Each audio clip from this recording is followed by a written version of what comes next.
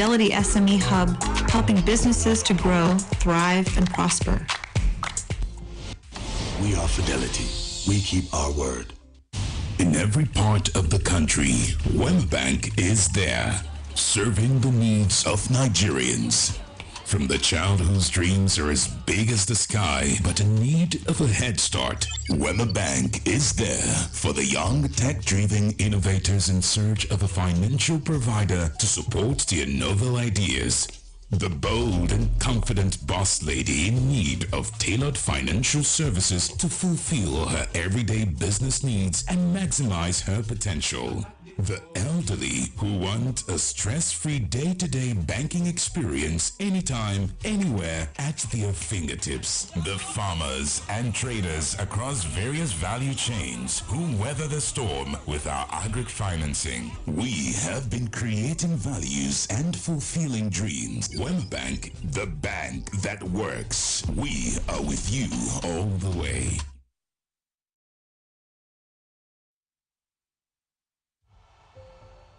Some dreams are big.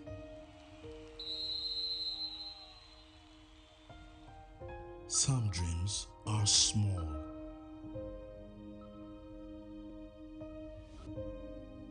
Some dream to go from place to place.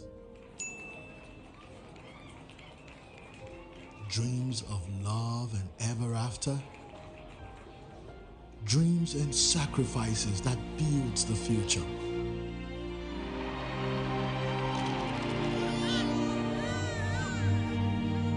Whatever the dream or step or journey, you can do more with a partner that cares about your dreams. Access, more than banking. As part of our strategy to support the growth of homegrown businesses, we are pleased to announce the launch of the Fidelity SME Hub, a dynamic initiative designed to empower youths in small and medium-scale enterprises. The Fidelity SME Hub will offer a world-class facility with modern training halls, meeting rooms, and networking spaces. Two globally certified music studios, a photography studio, a content studio, and podcast room to support entrepreneurs in the creative industry. Access to industry experts and mentors.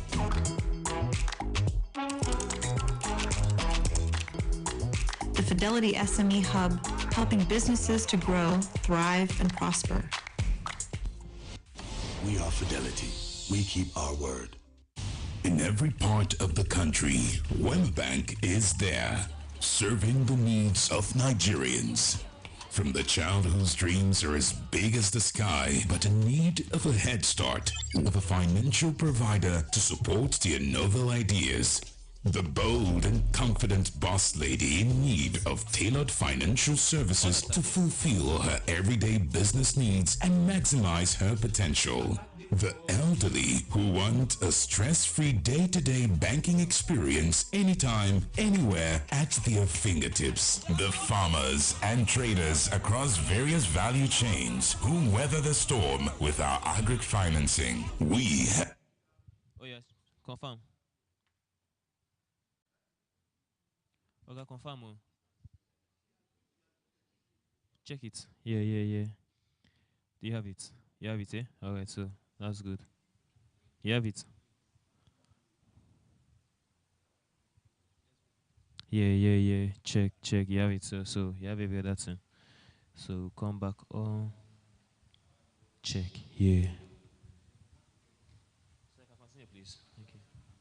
have been creating values and fulfilling dreams. WemBank, the bank that works. We are with you all the way.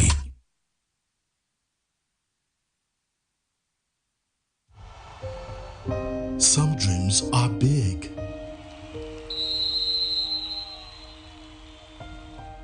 Some dreams are small.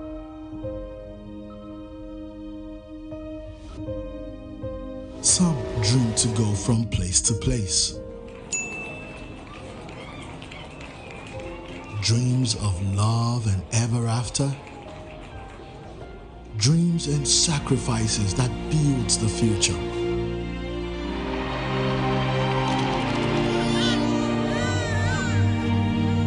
Whatever the dream or step or journey, you can do more with a partner that cares about your dreams. Access more than banking. As part of our strategy to support the growth of homegrown businesses, we are pleased to announce the launch of the Fidelity SME Hub, a dynamic initiative designed to empower youths and small and medium-scale enterprises. The Fidelity SME Hub will offer a world-class facility with modern training halls, meeting rooms, and networking spaces.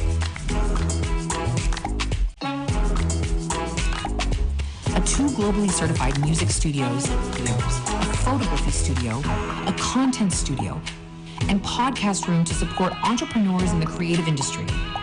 Access to industry experts and mentors. Nigerians. From the child whose dreams are as big as the sky, but in need of a head start, Wema Bank is there for the young tech-driven innovators in search of a financial provider to support their novel ideas. The bold and confident boss lady in need of tailored financial services to fulfill her everyday business needs and maximize her potential. The elderly who are with you all the way.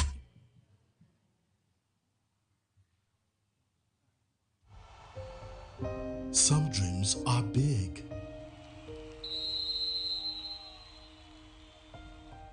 Some dreams are small.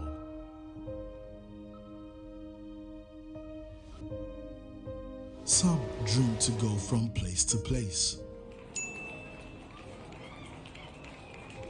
Dreams of love and ever after. Dreams and sacrifices that builds the future.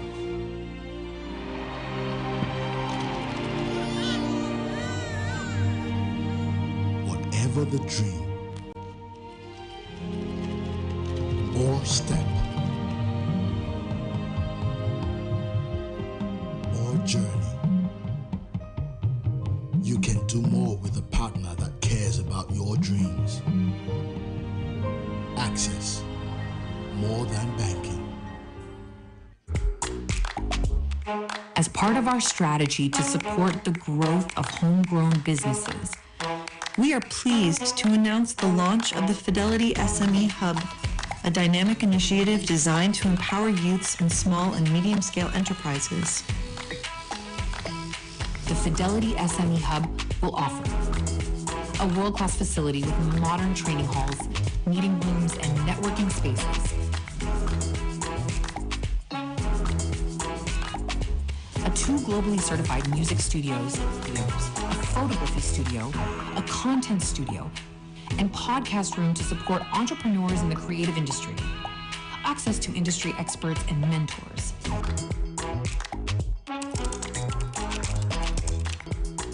The Fidelity SME Hub, helping businesses to grow, thrive, and prosper. We are Fidelity. We keep our word. In every part of the country, Wema Bank is there, serving the needs of Nigerians. From the child whose dreams are as big as the sky, but in need of a head start, Wema Bank is there for the young tech-driven innovators in search of a financial provider to support their novel ideas. The bold and confident boss lady in need of tailored financial services to fulfill her everyday business needs and maximize her potential. The elderly who want a stress-free day-to-day banking experience anytime, anywhere at their fingertips. The farmers and traders across various value chains who weather the storm with our agric financing. We have been creating values and fulfilling dreams. Wema Bank, the bank that works. We are with you all the way.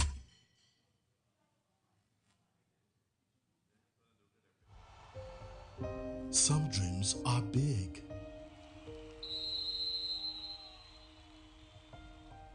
Some dreams are small.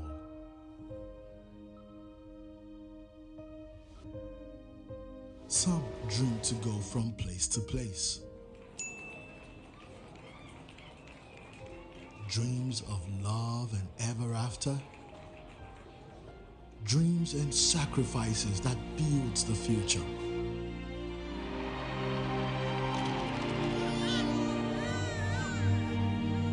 Whatever the dream or step or journey, you can do more with a partner that cares about your dreams. Access, more than banking. As part of our strategy to support the growth of homegrown businesses, we are pleased to announce the launch of the Fidelity SME Hub, a dynamic initiative designed to empower youths and small and medium-scale enterprises.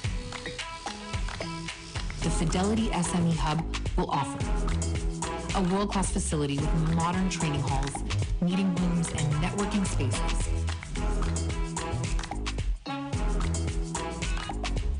Two globally certified music studios, a photography studio, a content studio, and podcast room to support entrepreneurs in the creative industry. Access to industry experts and mentors.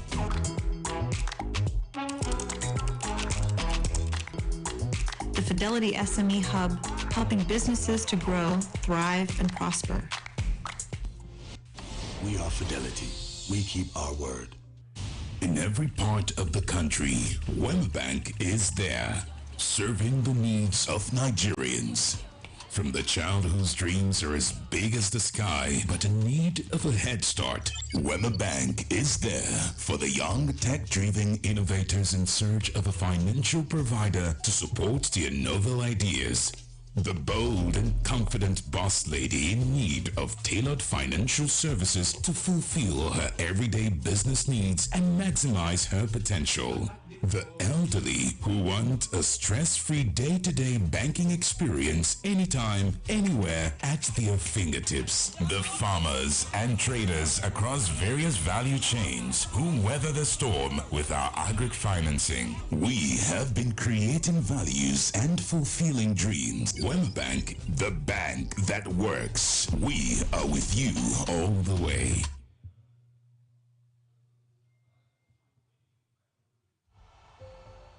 Some dreams are big.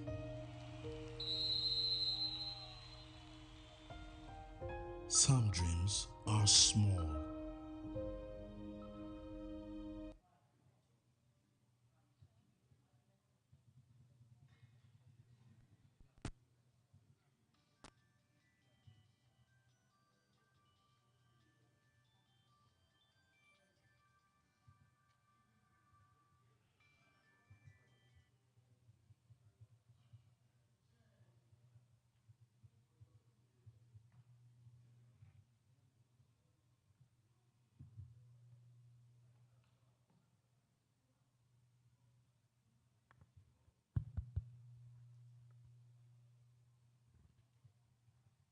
Good morning, everyone.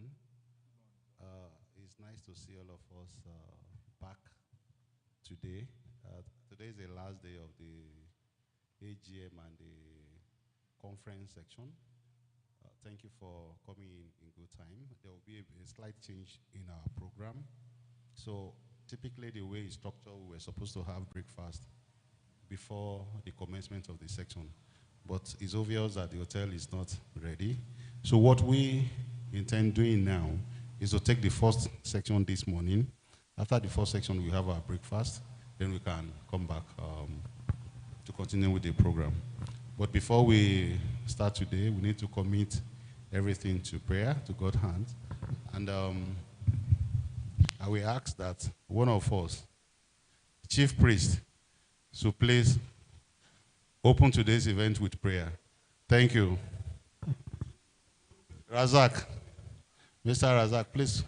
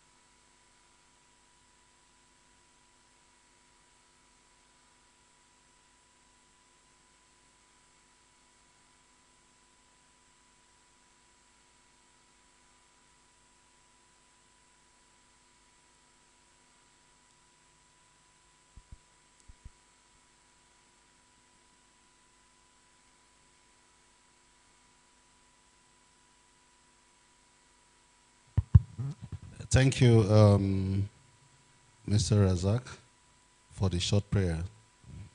Okay, so we'll be taking the first section this morning, and the topic is on insider threats in Nigeria banking, need for collaborative approach. The paper presenter is Mr. Premier Owo, MD CEO, NIPS PLC, but ably represented by Mr. William Uko, Head of Strategy, NIPS PLC. Thank you. While I will also invite Adeola Awe, the Head of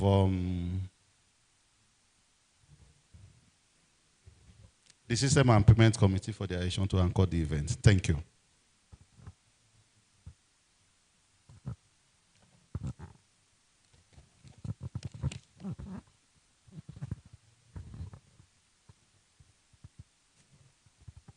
Good morning, everyone, and welcome to this session today. Mr. Premier Owo is the Managing Director and Chief Executive Officer of the Nigeria Interbank Settlement Systems PLC. He is a seasoned banking professional with over 2.5 decades of multifunctional and international experience in banking, with a broad, deep knowledge and understanding of business process automation, digital financial services, and the operations, information technology sector of Nigeria banking industry. Premier provides the strategic direction in various capacities and oversees the execution of the strategic mandate of NIPS.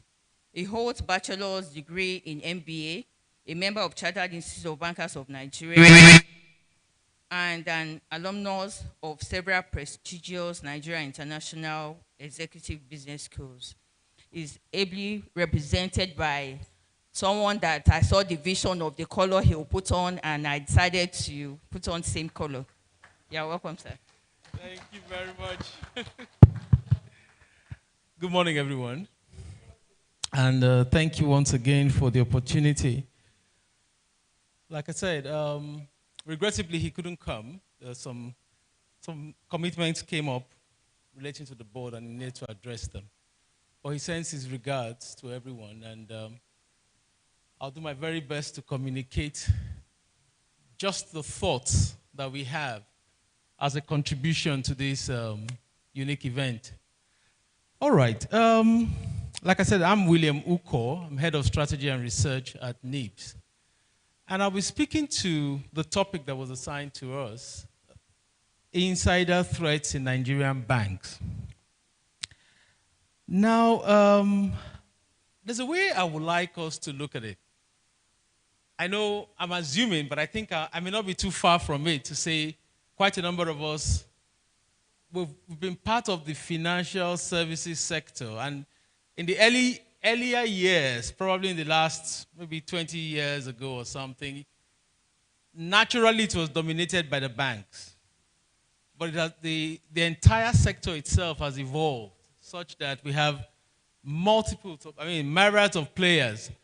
But there are certain things that are still unique to the financial services sector. So if you see me tilt a bit to sounding like as if I'm talking about banks, it's not in any way to diminish what the others are doing when professional organizations like this hold events. And I would like to just drop this, my own thoughts. The jury is out, people may have different opinions. But when you have events like this, growing up back in the day, I choose to call it reimagining what we do. And you only have this opportunity maybe once in a year, and most professional bodies is just once in a year, but average. And then maybe deep dive a little bit more to see how did we get to this point. And winning the war, recommendations. So let's just go.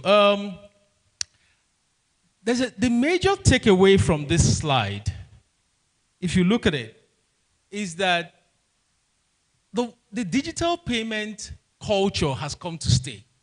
And even projecting into the future from credible sources, it's not going away.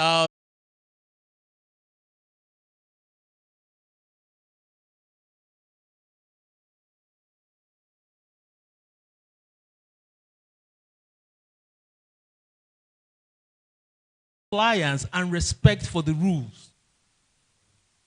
Digital has come, but we mustn't lose sight of it, even as we adapt to digital technology. So let's move on.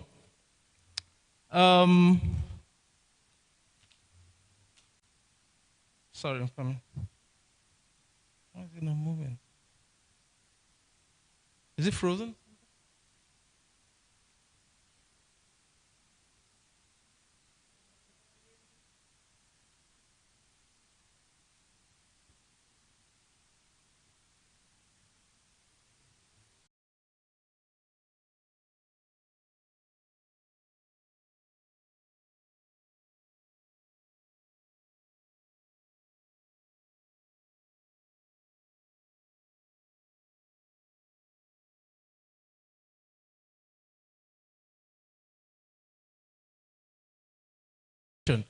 There was this report I stumbled on from CyberVigilance towards the end of last year.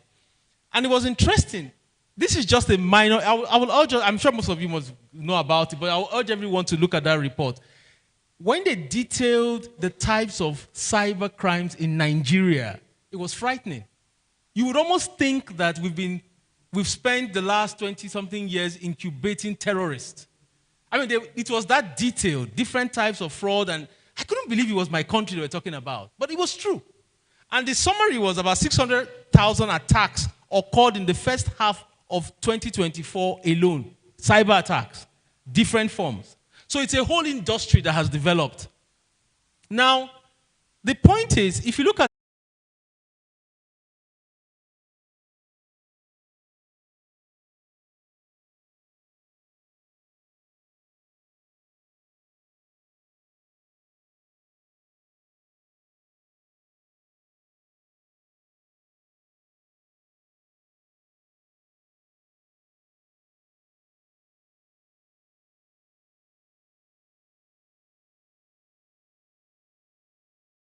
was growing exponentially, which means that people were finding more sophisticated ways to do the same bad things with minimal effort. That's the challenge we're faced with as chief audit executives. Because just like the military knows this is the enemy, go strike. But when you have unconventional warfare, it changes the dynamics. Because you would expect that the count is going down, okay, we're winning the war. Meanwhile, the impact is more. So it's for us to just take it at the back of our minds that this is the reality of our country right now. And we have I'm sure we have our different strategies in our respective institutions. Now, this is just our thoughts and perspective as to this monster called fraud. There are a lot of things that may have come into the mix. But these are some things that if you, let's just say this is a word on the street approach to it. You may have some more details based on your reports and research, but let's look at this from a word on the street perspective. Insider collaboration, staff involvement, the fact that we don't stigmatize corruption in the country, the fact that there's some degree of negligence at times, the fact that there are technological vulnerabilities. What that report mentioned, obsolete or outdated equipment, it's there. There's also the issue of emotional blackmail. You know, people that abuse innovation are the first to attack regulators and say you are stifling or you are stifling innovation. Whereas those that genuinely want to use innovation are more likely to talk to regulators and say, can we agree on this? So we have it. It's just the way the world is. Then you have the issue of limited digital literacy across the populace. But the important thing for us, and I'm sure you are aware, confidence in the payment system. They may not say it, but let me rephrase that. Not the real war. The real danger is the fact that it can destroy consumer confidence in the payment system. But these are things that we're all aware about. It's part of our system as a country. Unfortunately, it's affecting us in our financial services space. Now, these are some of the things we got to see, and like I said, our resource expert is here as well, last year, just isolated incidents. Now, imagine if you were not a Nigerian and somebody presented this report to you and said, these are some cases we noticed in this country last year. I mean, imagine what you will think. Number one, failure of banks and OFIs to watchlist BVNs when they were asked to. Watchlisted BVNs still carrying out transactions. That is not a technology per se issue. That strikes me more as an attitude or attitude, collusion, and deliberately looking the other way. Then there's the issue of new accounts linked to BVN opened in different banks, as mole accounts. Next thing you know, somebody can wire 20 million overnight. I mean, I know how it was. I go back to what I said before. In the past, you would have to go, you will apply for limit change and all that. Yes, the people that come after will say it's a cake. Thank you, it was a cake, but it preserved us to this point. So it's possible to take the principles that were there and replicate them in the digital space without losing the value that we got back then.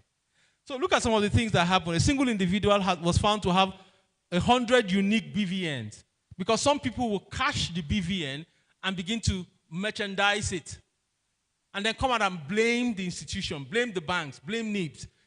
It's just human nature. Let's go on. Customers literally giving free reins to, like I said, rampant increase of limits, which never used to be the practice in our sector. But let's go on. So this is just to give a picture of, it did not start today. We incubated it as a country, and that's why we are here today. Now, let's just talk a bit about what we do.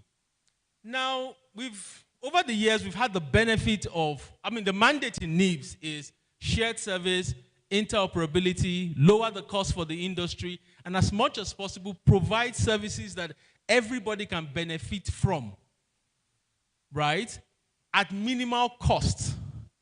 So that's the philosophy that has driven NIBS for the past 32 years. But narrowing it down to fraud, there's the launch of the item number 6, 2017 to 25, the launch of the industry fraud management solution.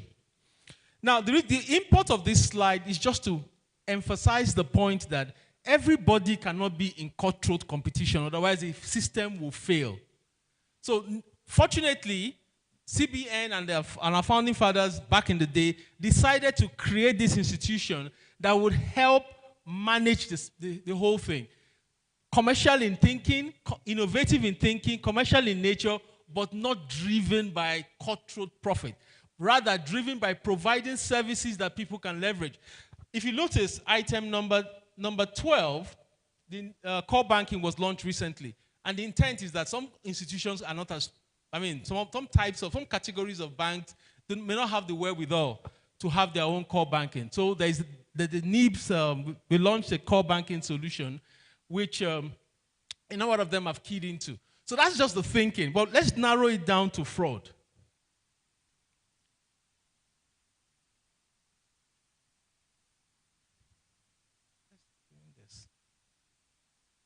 Okay.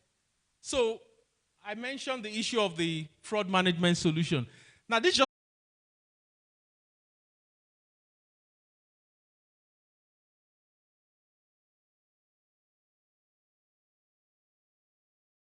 is what's happening, and that's what's happening. And one of the things the CBN has always emphasized in supporting this was banks need to move away from this culture of, if I talk about what's going on, they will say my bank is weak, to professionally sharing information for the common good.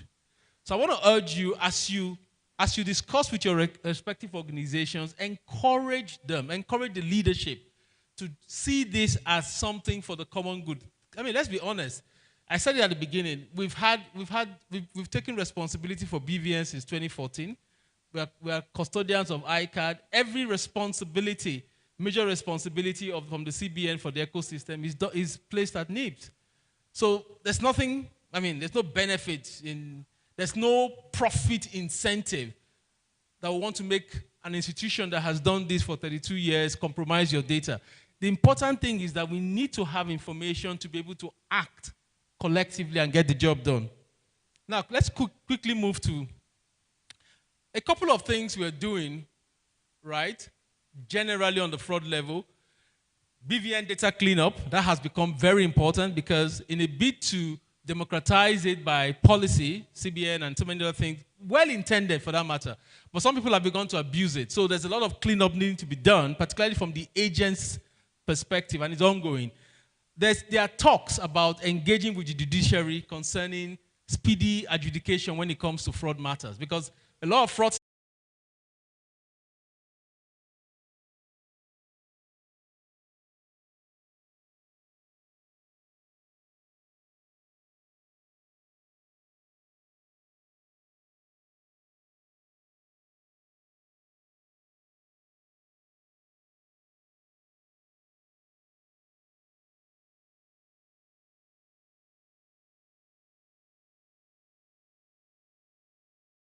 let's not even go there. Let's go to the negligent. I mean, oblivious doesn't even know. Negligent is just careless, right? There are security protocols in the company. Nobody likes to do 2FA. It's not very convenient, but it has to be done. If it's not done, you're putting everybody at risk. And people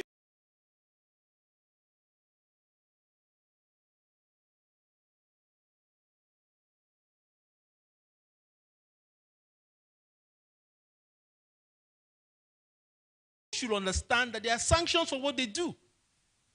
We're not running a party. It's a financial system that the whole country depends on for stability.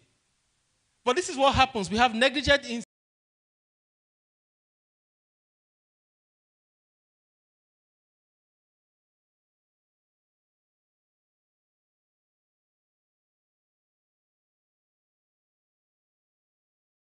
they are paid. I mean, they are skilled insiders.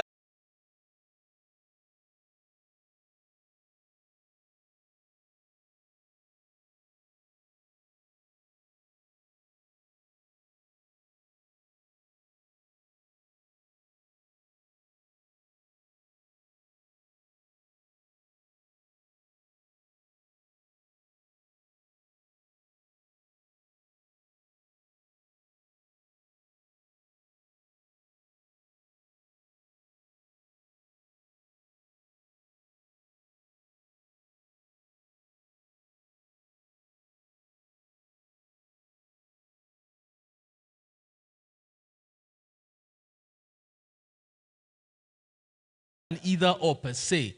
But most times people get stuck in the paradigm of which of them should we really be doing. You see, digitization, simply put, is making things easier or faster. But it shouldn't change the fact that there's a culture of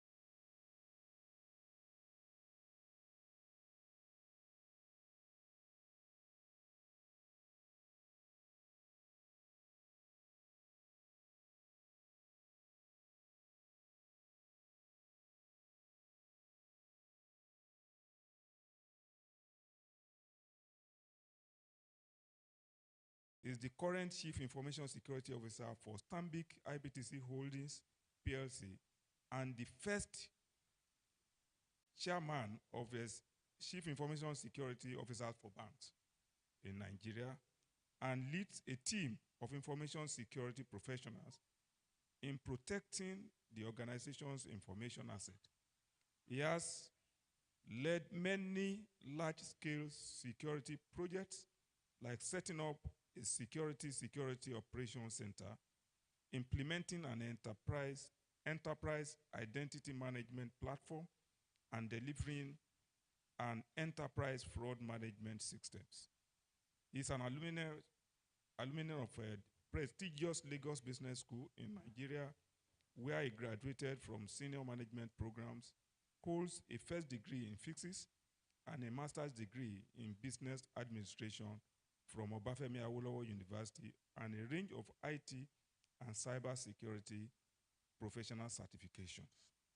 Please join me in welcoming Mr. Ibua to the platform to deliver his address. Thank you very much. Thank you.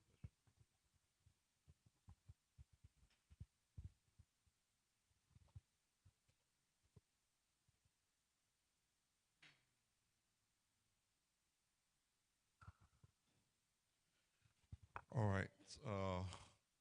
Good morning, senior executives. Good morning, colleagues. I'll stand on existing protocols.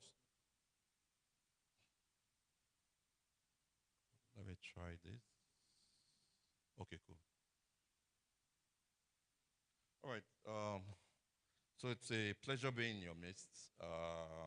And I think coming from the first paper that was presented, it's quite interesting that today, where people are looking at how to leverage technology to drive innovative ideas and also bring about positive results to not just the masses, but even the economy and the country at large. We then see that we have some malicious people as well who are also looking at exploiting those same platforms and systems for their own personal gains. So what I'll be talking about today is how do we perceive the concept of digital literacy? How do we also look at the positive and negative side of it, and how it helps in achieving some of the objectives or strategic objectives we have within our various institutions as well. So I'll just jump right into it.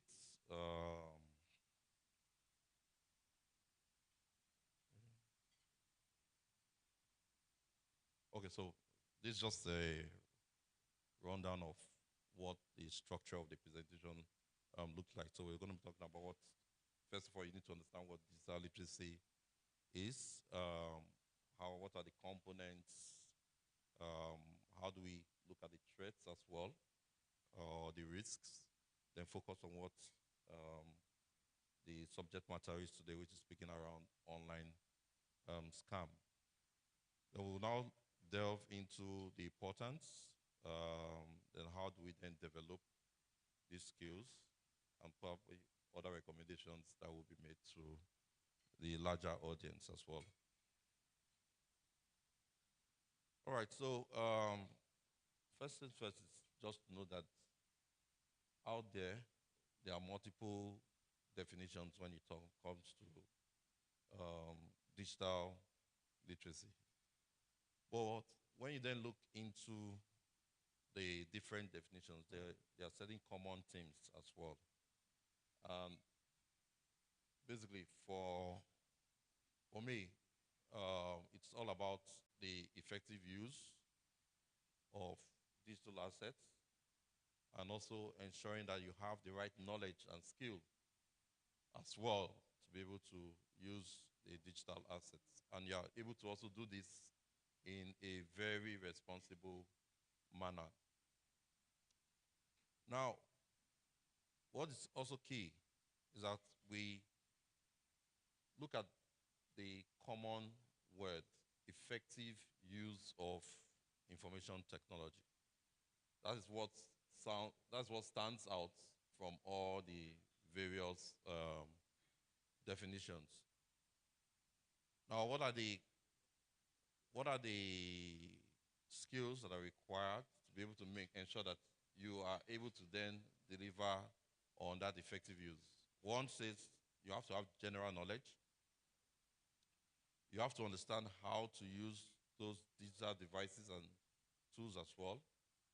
And then you also have to be able to make informed decisions when utilizing those platforms. So those are the kind of skills you require then to be able to utilize digital platforms in a very effective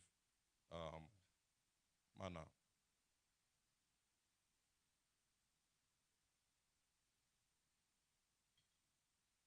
All right, we'll now move into what the components are. Basically, there are 4 of them. Look at technical skills. And technical skills speaks to how that ability to be able to utilize the systems. How do you grow your knowledge? How do you grow your skill to be able to utilize?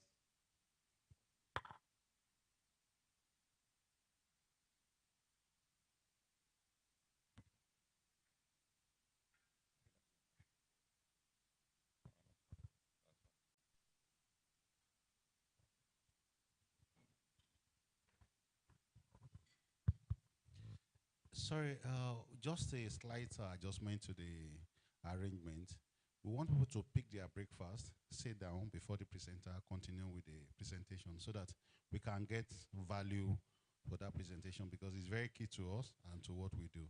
So apologies for that. So we'll pause it for 10 minutes. Let's pick our breakfast, go back to our desk, then the presenter can continue. Thank you.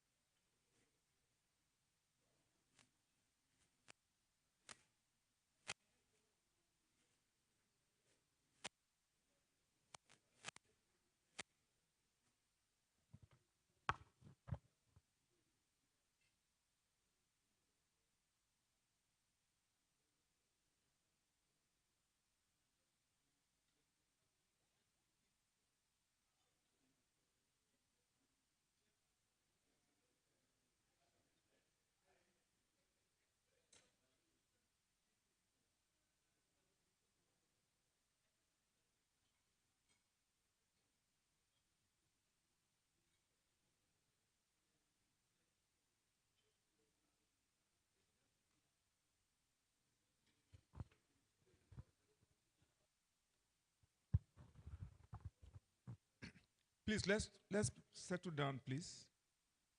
Can we settle down so that we can start?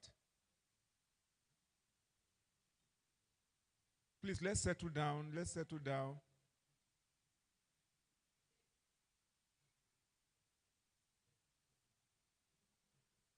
Tosin.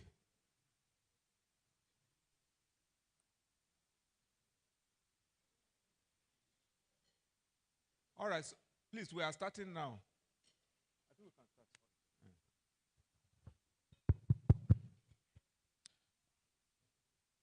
All right. I hope breakfast was refreshing. All right, so without taking much of your time, all right, so I think without taking much of time, we'll go back again. So we started with what is digital literacy. I had mentioned that today there are multiple definitions when it comes to digital literacy. But what's really common about it is how you are able to, your abilities and skills to be able to search for information, leveraging technology, and also be able to use technology to your own objectives, but doing all this in a responsible in an effective and responsible manner as well. But I think what is literally more very important is that you must be digitally literate to be able to effectively use technology. Now, we would say we then said what are the skills you need to have or be aware of, or what do you need to be aware of to be able to effectively use technology? So one is speaking to the fact that you must have general knowledge. Two is the fact that you must be able to use, have that ability to be able to use technology itself. And the third one is them being able to make informed decisions as well. So those three key skill sets or qualities are required to ensure that you can effectively leverage technology or in certain times interchange it with digital platforms as well.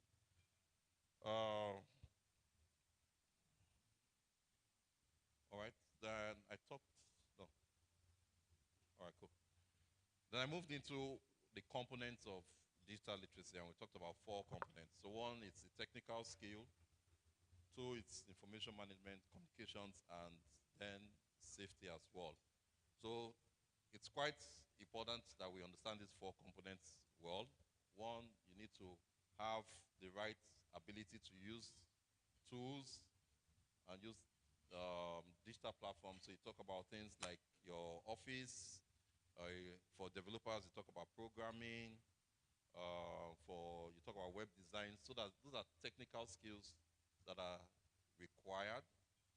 You talk about information management. So you should be able to go to a platform like Google, search for certain things that you want that are relevant to your role or relevant to what you're trying to solve, a problem you're trying to solve.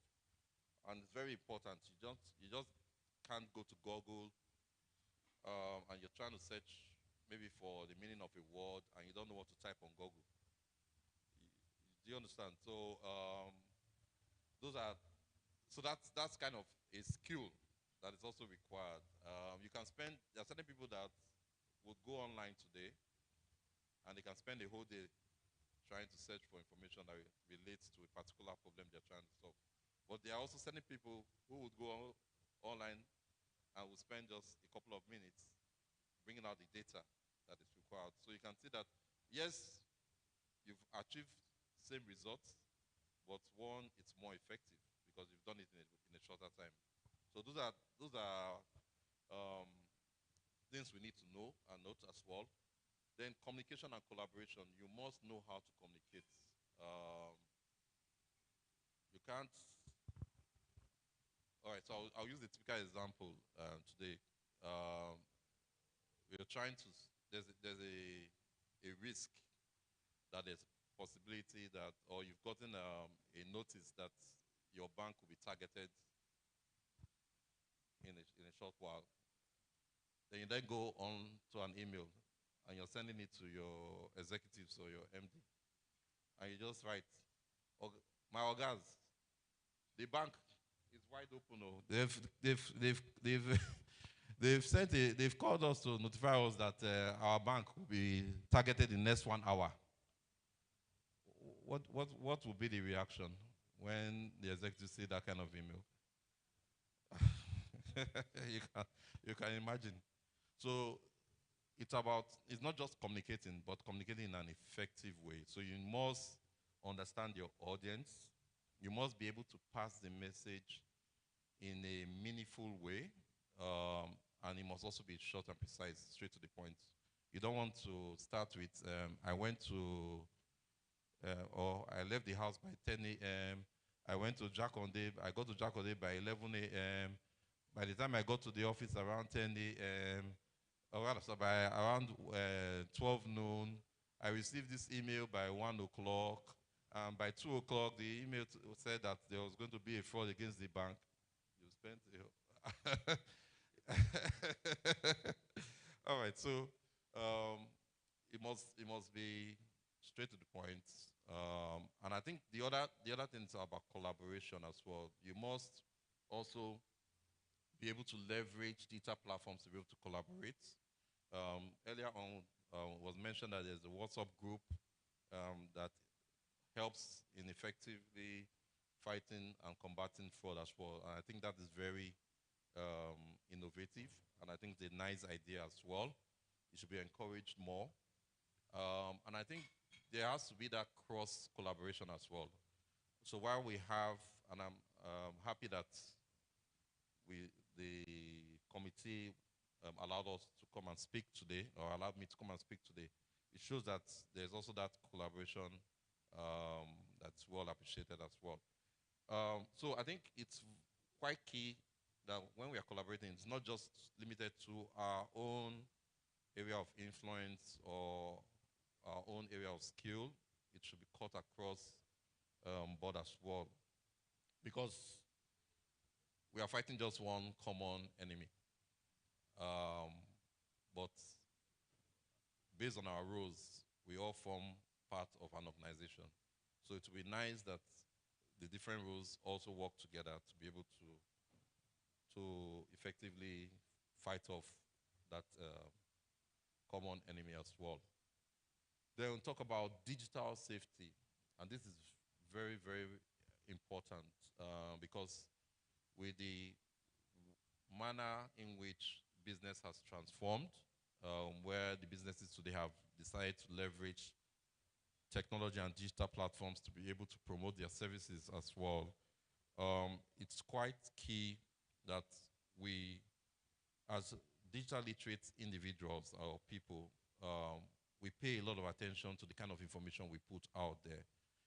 Today, in order to have access to certain services, there are certain types of information that are required to then give you or grant you that access. You don't want to be in a position where you easily pass that information to the wrong hands. What that means is then you then encourage things like impersonation or account takeovers in our own technical terms as well.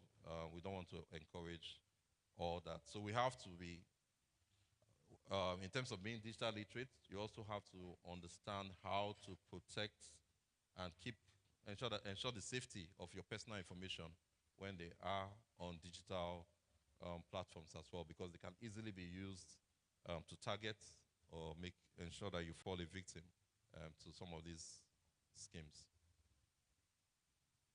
All right, so I had mentioned earlier when I started that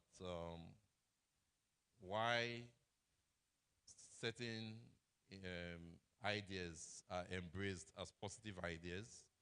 We also see where the bad perpetrators are leveraging that as well to carry out negative activities. So Digital literacy, while it's a good thing because of where we are heading in terms of technology, or where we are at the moment in terms of the use of technology, it also comes with its own associated risk as well.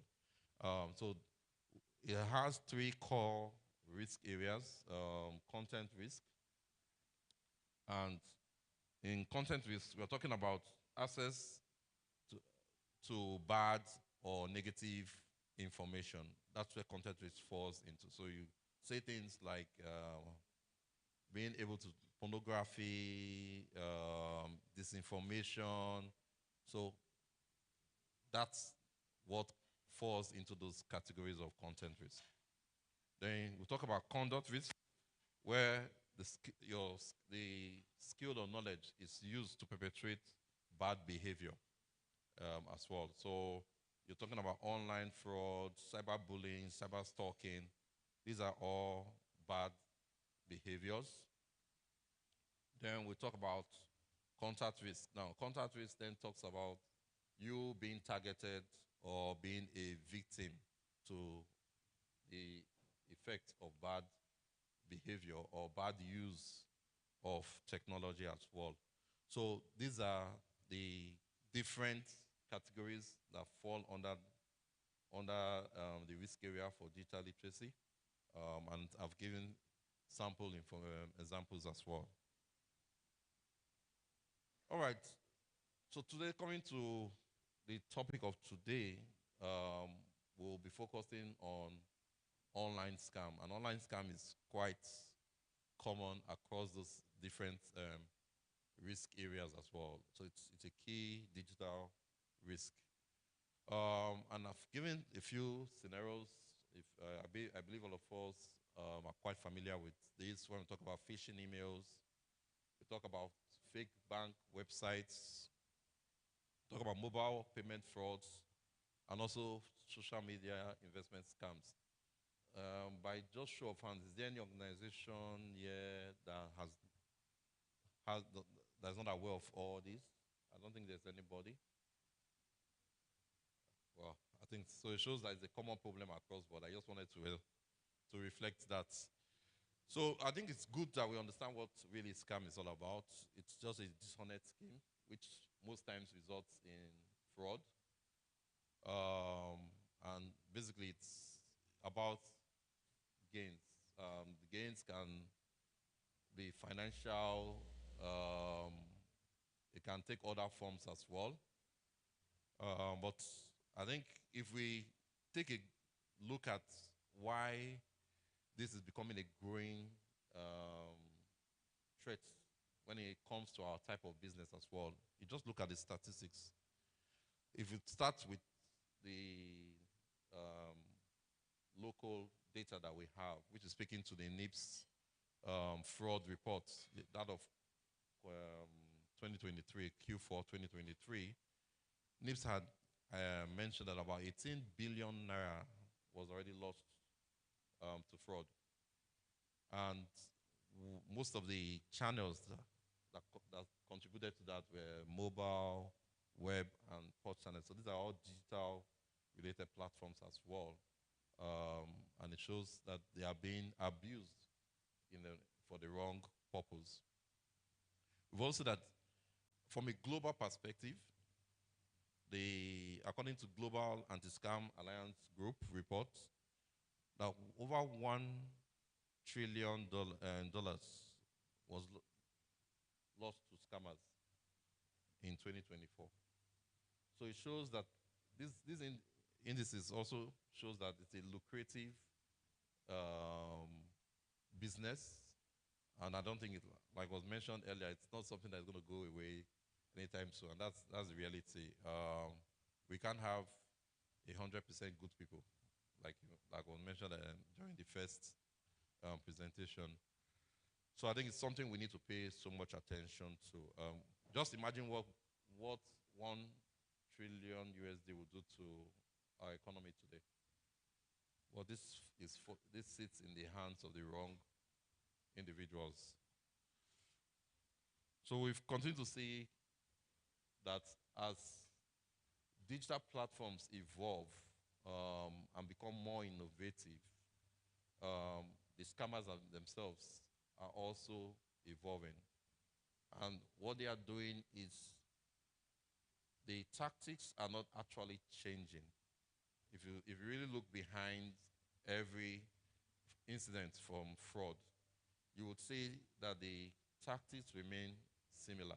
But what they've done is get better at doing it in a faster manner, and also ensuring that they are able to take those proceeds out of the system in a quicker and less conspicuous manner as well.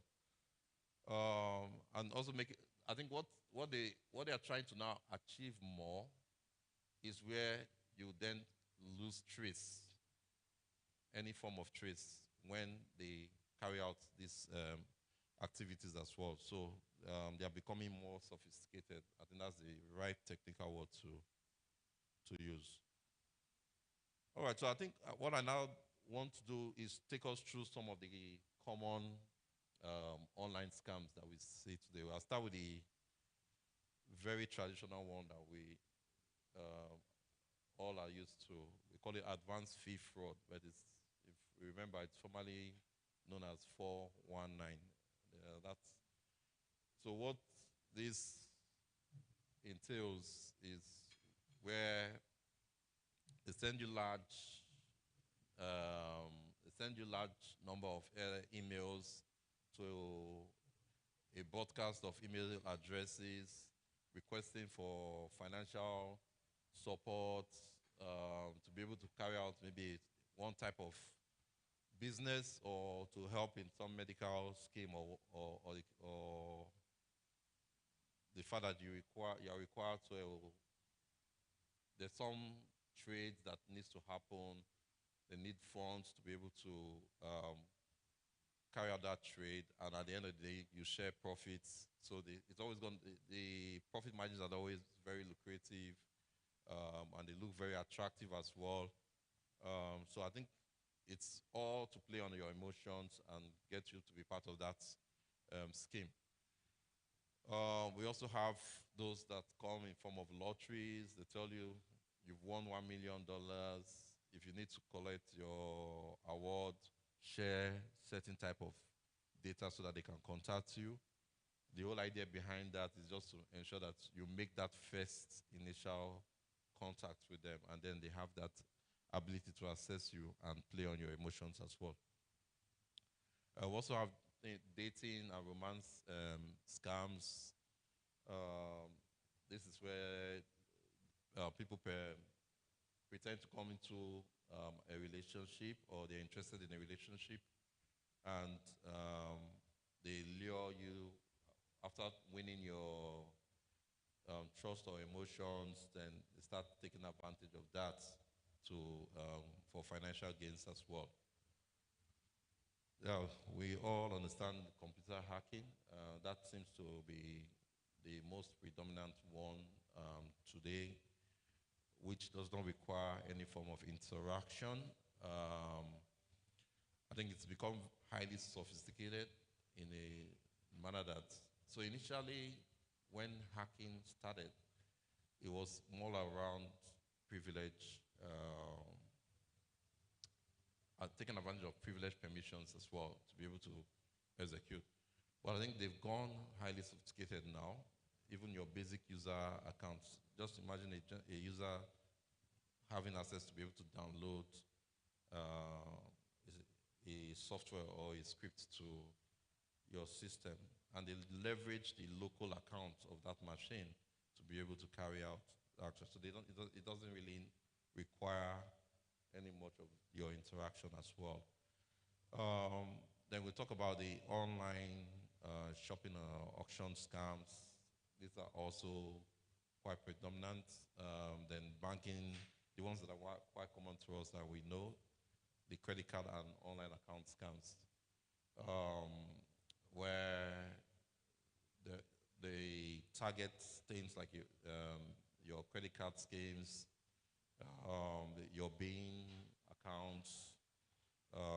They also target your self-service platforms as well, your ATMs, where they have the ability to use things like card schemas and be able to capture critical information that can help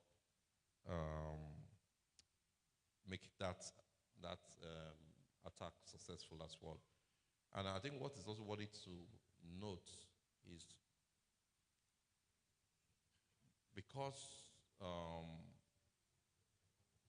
today we talk about things like EMV, like as a standard, but not everybody globally has adhered to that standard. So what we then see is that there are certain geographies where online platforms or digital platforms, you are able to just provide card numbers without providing other additional details like your CVVs and other critical card information. And you will then be able to carry out transactions on those digital platforms. But for those that are EMV, they would most likely do send you like a push notification, which means you would then require like an additional form of authentication before then you can carry out those transactions. So what these fraudsters will do is they take this key information and they go to those geographies that they know they are less compliant. And that's why that aspect of standardization, collaboration is very key. And I think it's something that is still being talked a lot at the global stage as well. Yeah, then we also have things like employment scams where you get an email. I think if I recall, I've had someone who was close to me had this experience. In fact, they were all invited to somewhere in Ikeja to come and they just got a notice that there is a job offer and they should come. And they all came here, paid. As they came in very large numbers.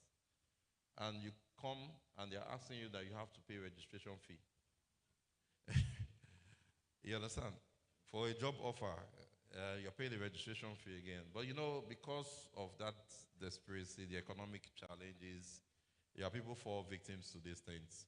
Now, paying 500 naira or 1,000 naira might not seem a lot, but just look at the volume. So when you then multiply by the volume of people, then you would understand how that scam works. All right, then we'll talk about gambling and charity and medical scams. I don't know if anybody, if we recall the period of COVID, what really happened the first few months of COVID. A lot of these online scams for COVID vaccines and all that, happened during that period as well. So they always want to take advantage of key moments and prey on people's vulnerabilities and emotions at that time as well. So a lot of people were scared, they wanted the vaccines, so they were ready to do a lot to get to it. And that's one of the weaknesses when it comes to this. All right, so what's really important? What really do we need to take home? I think the first fundamental thing when it comes to the importance of digital literacy in preventing online scam is that one, lives and livelihoods must be protected. That's the first fundamental part. Lives and livelihoods, you understand, must be protected. Now, how do we basically achieve this? One is you must be able to identify what a scam is. That's the basic fundamental skill you require when it talks about being digital literate as well. You must be able to identify those scams. Secondly, you must understand how to react or respond. Third, how do you use that information? So you must learn from every experience. How do you use it to your advantage? And finally, how are you then able to communicate it as well? So these are key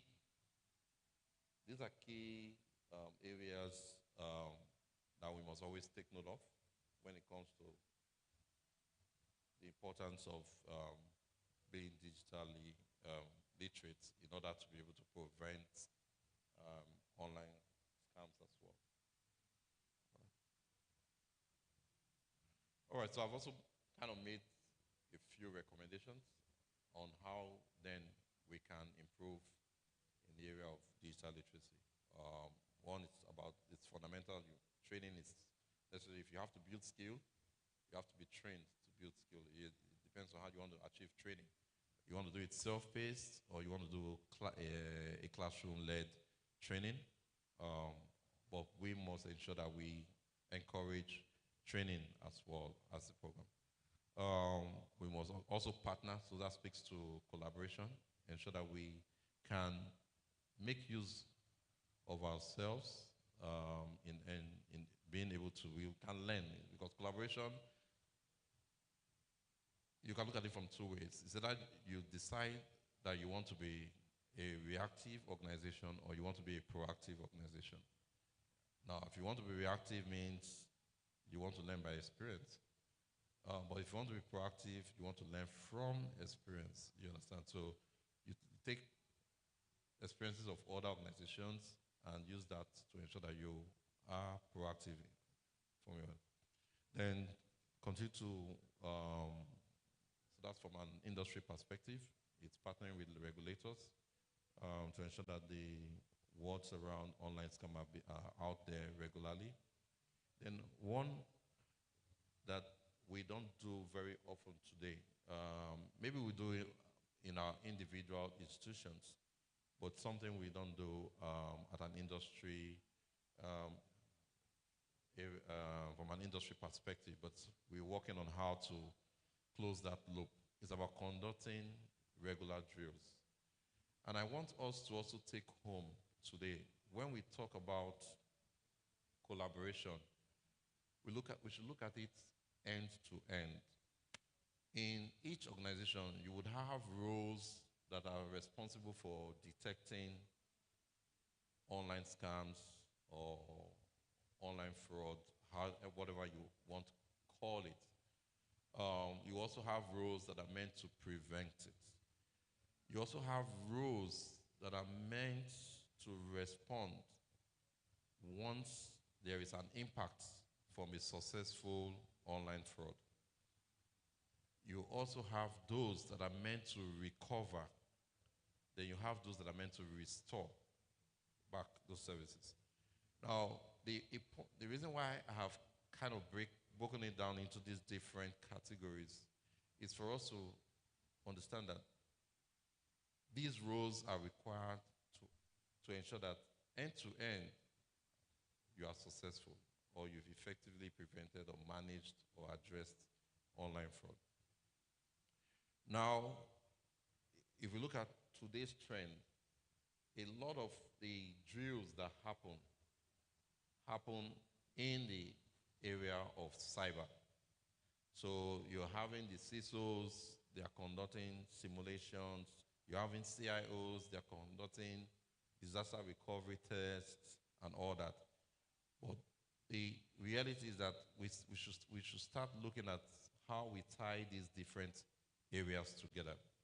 Because your disaster recovery can actually be initiated as a result of a cyber-related. So if you have a ransomware incident today where your data has been encrypted, you have to go over to a working system. And the working system most likely will be the disaster recovery side. So you have to work closely with your technology folks to be able to do that. Now, if there's a fraud today, because there was a vulnerability on a digital platform which was exploited that led to financial loss. So you can see now there's a weakness which the security folks or cyber folks would look at. There is technology who needs to provide a fix to block that loophole. There is financial loss which your internal control folks or even the audit representatives would have to work together to ensure that those funds are brought back. You have the risk, people also work operational risk, working with your fraud representatives to make sure that those funds are recovered. Then we are then talking about how then do you restore assurance. That's where audit will come in and say we need to review that all the adequate controls or steps that have been taken to address this incident have delivered the right level of assurance that is required. So it's clear that we understand that there's a linkage. Nobody can work in isolation. We all have to collaborate to make this happen. So from an industry perspective, we're not doing well on this because as an industry as well, we don't know the level of maturity that we have. And only when we carry out simulations and drills like this, we will then understand what level of maturity we've attained. We would also be able to have visibility into the areas that need improvement so that we can be much more effective together. So I think that's something that I think it's quite key that we should take note today and take home to drive. Then regularly review and evaluate your learning curriculum, ensure that it's delivering the value that you need, and then you can participate in different advocacy groups as well to then ensure that you have the right level of knowledge when it comes to digital literacy as well. All right, so I think I'll just kind of put this so that then speaks to the strategy. I think I've spoken a lot around that, the strategies on how you want to drive learning and what you can then use to be able to achieve those goals as well. All right, so that seems to be, all right, I'll take questions there. Thank you.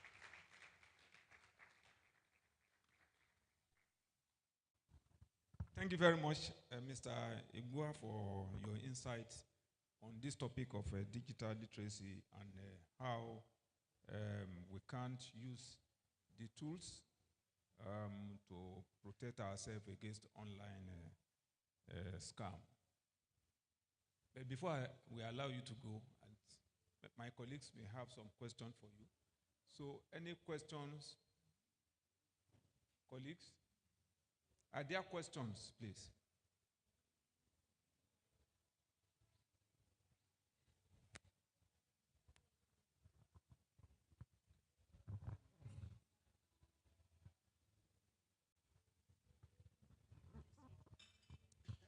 Thank you very much for the paper that's been delivered.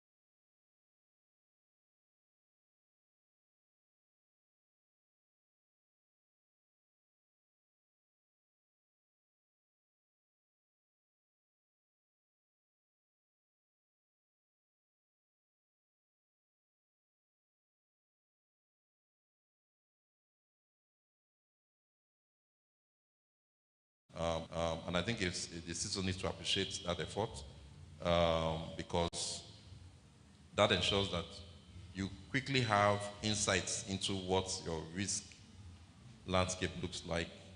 You have insight in which vulnerabilities or loopholes exist, and then you can take adequate measures to be able to close those gaps and close those loopholes. So I think, like I mentioned, it's about the maturity of the CISOs. But I would understand where some of those CISOs would act in that manner. A lot of times, we see ourselves as subject matter experts, and we believe that we have the adequate knowledge to be able to give the right view on certain things. But I think when you start pushing that message of collaboration, where you start pushing that independence as well, leveraging independent parties to provide additional views on certain matters, then it then takes it to a maturity level conversation. Yeah. Thanks. All right. Good morning, everyone. My name is Adeboale Odola from FCMB, and my own question, or rather thoughts, with respect to digital literacy, I am looking in the direction of the customers. Now, as an institution, a time was, or as an industry, a time was when there was collaboration right from the regulators, and I'm glad the MD of NIBS is here. We used to have a lot of advocacy, education, explaining so many things to the customer. But I see that there's not as much as it used to be, wherein, of course, we all have it as on our cards and what have you, and all our channels. The bank will not ask you to divulge your information, blah, blah, blah. But I feel that attention and that focus and even the awareness, there was a deliberate campaign in that respect. It seemed to have died down. And we're beginning to see the impact of less or not so informed customers in what the losses we're experiencing in the industry. The confidence in the banking industry, to a large extent, feeds off, the ability of the banks to secure customers' funds. And that also has a lot to do with the fact that our customers they have an understanding. Meanwhile, make no mistake, these same customers are very, very active on social media, the wrong use, in my opinion. But the same awareness, if they can understand how to use that, the same awareness and the same campaign in a deliberate manner and effort needs to go out from our industry, because if there's that gap, we're still exposed. If our customers are losing money, right now, quite a number, maybe not so significant, of a number of customers have vowed off digital channels. There might not be that many, but talk to a couple of people, they'll say, I'll never go on your alternate channels again, based on experiences they've had at the beginning of the digital transformation. So I'm saying, and I'm of the opinion that we need to bring back that customer education in a very deliberate and determined manner, coming from different aspects, the banks, the regulators, everybody, because we pick up the pieces when these things happen. So it's really important that we focus as far as digital education and customer literacy in this respect. Very important that we bring that back on board. Thank you. All right. Thanks, and very valid concerns and fantastic feedback as well. So, yeah, just a quick response to that. Yeah, so agreed that the level of awareness programs out there today are not sufficient enough. And that's basically because um, we are seeing more of digital-related type of incidents today happening at a faster pace. So the experience to the customer, the negative experience to the customer is more than what we are trying to put out there to keep them educated. So I agree with you, it's not sufficient enough. But I think what I want to mention is that there are programs that are running. In fact, even from a CISO perspective, they've been running a program for about a year right now. We've got support from Bankers Committee. So Bankers Committee got a committee called Financial Literacy and Public Enlightenment that addresses public awareness as well. But like I said, it is not sufficient, so we continue to request for collaboration so that we can all see how we address this in a joint manner. We're still talking with the regulators themselves so that they get much more involved in what we are doing today, so that it can then achieve the desired goal, which is to make it much more impactful at the long run. So that's something that's happening. Yeah. Thank you.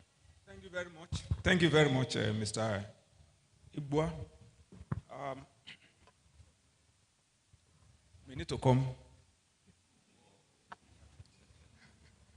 All right. In appreciation of your effort in coming here to share your perspective with us here this morning, the association would like to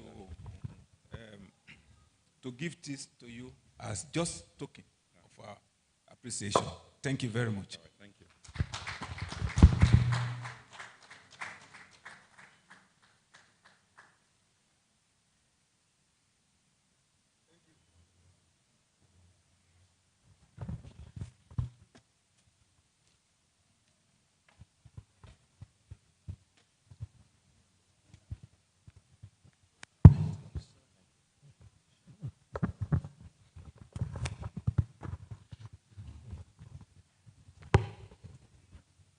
Thank you, sir, for nice presentation. We did appreciate that. And I think we can do more. We can appreciate him. He has done well. I think he took his time to tell us more about things that we don't truly know before now, or some that we knew, but of course, it also serves as refresher for us. Thank you, sir, for nice presentation. Okay, so the next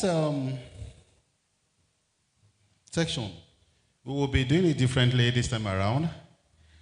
The presenter is not rightly available with us in the hall, but is available online. So it's going to be a virtual presentation. I'm sure we will really benefit from his presentation. I have, at different time, watch him speak, and of course handles a lot of section for other professional bodies, and is no any other person other than Mr. Dapo Ogunkola. He will be speaking to us on the role of whistleblower and community involvement in fraud prevention. This section will be anchored by no any other person by Mr. Olusegun Famorio. Please, you are invited to the podium to introduce the paper presenter. Thank you.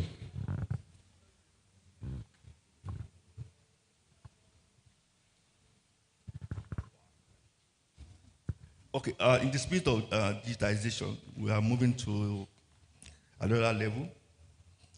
At least we have physical presentation. Now we are going to have it digitally. And this one will be anchored, presented by Dapo Ogunkola. Dapo Ogunkola is a chartered accountant, certified for the examiner, certified information system auditor, certified in risk and information system control, certified financial service auditor, certified internal auditor, and hold a certified cybersecurity certificate from the International Information System Security Certification Consortium, that is United States of America. He has a BSc in accounting from the University of Benin. With over 15 years of experience, he has led numerous in-house training sessions on internal audit, internal control, fraud, forensic investigation, anti-money laundering, and compliance. DACPA was one of the first authorized trainers for the Association of Certified Fraud Examiners in USA in Africa. He has also co-authored several manuals used by candidates in preparing for ISACA, CISA, CRIS exam. Additionally, he serves on ISACA Global Advisory Committee, where he helped in pursuing the score for CISA exam and determining which item to include in the CISA exam database. That could bring over 50 years of experience as a risk and control consultant, providing advisory service to clients across Europe, the Middle East, and Africa. His career includes roles at KPMG Nigeria, Deloitte Channel Island in Jersey, Ellen Young, London, where he provided control assurance services to financial clients, including retail and investment bank, hedge fund, private equity firm. Most recently, that was served as the vice president in the internal audit at City Investment Bank in London, where he supported the delivery of EMI auditor plan, validated regulatory-driven remediation for trade booking control across banks and security business, specifically for the Office of the Controller of Currency. Currently, DACPO is the VP in internal audit function at Wells Fargo Investment Bank, headquartered in San Francisco. He oversees the delivery of audit plan for the bank's 3 EME-based entities in the UK, France, and Dublin. Please join me in welcoming DACPO. DACPO, over to you.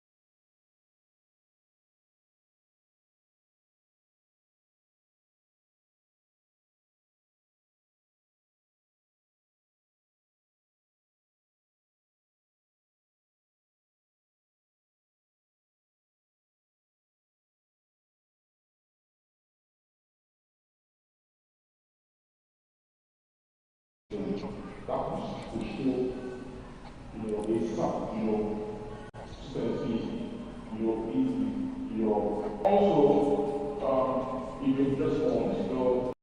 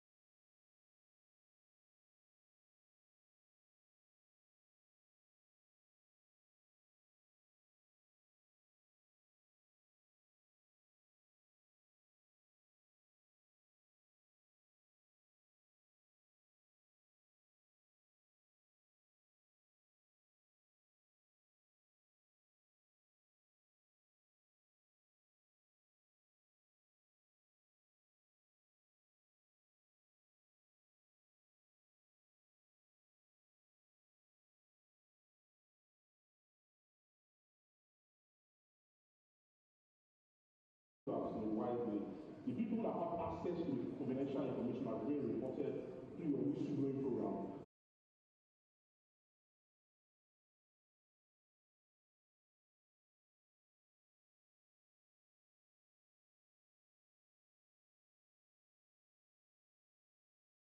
The person that will be taking this is the chief economist for Deloitte, Mr. Our own Adebowale Udola, to anchor the sector operates as an industry, because it's important to, as we strategize, it's also important for us to understand the cost of goods are still going to remain high. So they've been increasing interest rates. The first time they actually keep rates unchanged was last month when they had their first meeting this year. And they left it at 27.5%. And I was discussing with some colleagues and they're like, oh, at least inflation has declined. They should cut interest rates. I'm saying, do you want to be premature in cutting interest rates? If you cut interest rates now and then you exacerbate inflationary pressures, because then you're going to be pumping money into the system. Increase money supply while bankers to increase money supply. If I have more money in my system, where do you think I'm going to? The forex market. Challenging environment, people are being more savvy and looking for how to optimize that cost using technology. So technology is an enabler right now. But bear in mind that the more you use technology, the more you expose yourself to cyber fraud and whatnot. And then private sector resilience. Now, where are the sectors that I feel have the potential for growth or the opportunities? One is ICT. I just talked about technology. And ICT also cuts across, in terms, whether it's data, whether the focus, right? And like I mentioned earlier, so there are areas where it's the government that is so exposed to third-party risk. Then the risk of defaulting or not, complying with regulations. The government is clamping down on defaulters. My brother the other day was saying that, the government, I heard that if you pass, if you pass a certain speed limit on Third Mainland Bridge, you get a ticket. And I'm like, how are they enforcing it? Definitely there are cameras on the bridge. So the government is clamping down on defaulters. It's also another way of generating revenue. So what are we doing to ensure that we align or comply with the regulations? Then there's another major risk, reputational risk. Once that happens, that's the end. Because there's loss of confidence in you, in your brand, in your bank. Now, for us, how do we mitigate these risks and everything that I've talked about as I close? One, we have to be very agile. We have to be very durable and dynamic. We started this conversation by saying that the risk environment has changed and is changing. Likewise, the economic environment. Also, we need to have a risk framework that is constantly changing. Something that might be, let's say, relevant today, by tomorrow, it might become obsolete. So you have to be nimble and you have to be on top of it. That is very, very important. We also have to take long-term view, right, with our strategies. So in your function as an internal auditor, right, and you are maybe advising the board, and what long-term strategies are they thinking about, or are they putting in place? We already know that 2025 is going to remain challenging, but I think we are slowly coming through, out of the worst of the impact of the government reform. So what strategies are we putting in place to mitigate this? We've talked about, I saw the numbers that are, like, is it 50 million or billion in terms of the fraud cases that were reported. What are we doing to address this? And more importantly, we need to be strategic than reactive. We are so reactive in this country. We keep responding rather than preempting. So one, we need to assess, we need to anticipate those risks, right? There's nothing new under the sun. It's just the way it comes out of the sun that is changing. There is nothing new under the sun. So if the fraudsters and whatever are staying ahead of the curve and thinking and strategizing, what are we doing? We need to start anticipating also. So you anticipate the risk, you assess the risk, and then you manage it. We have to be strategic, not reactive. And then even for the ESG, we need to ensure that we're implementing the right processes. Have a solid and strong risk framework. I think that is very, very important. And overall, just ensuring that the level of our operational framework is of the highest level of excellence. I would pause at that point and take questions now. Thank you very much.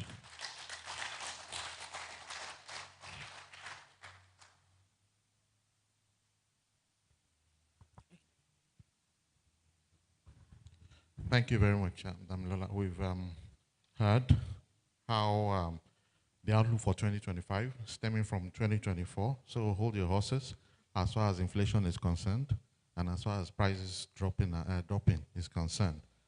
She also spoke about issues around exchange rate risk, and exchange rate and interest rate, how they determine a lot of things interchangeably. So, and also focusing on particular GDP drivers, areas of the economy to watch, in terms of GDP growth, and what to even expect as far as rebasing of the GDP in itself, and all of that. And also risks, areas to watch, and also key takeaways for us as internal auditors. Talked about our ability to be agile and to be nimble, to develop long-term strategies in outlook, looking at risk, what areas to focus on, and how to be strategic about that in itself, so that we can be very efficient in how we look at things. And then combating fraud, we should also be strategic and be proactive. And also, ESG reporting has taken a larger dimension in the scheme of things. So that's an overview. We shall take questions now. A couple of questions. Okay. I have Said and then Richard. Okay, hello, thank you. Wonderful presentation. Yeah, I have one or two concerns. My name is Said Ekeolere from Lotus Bank.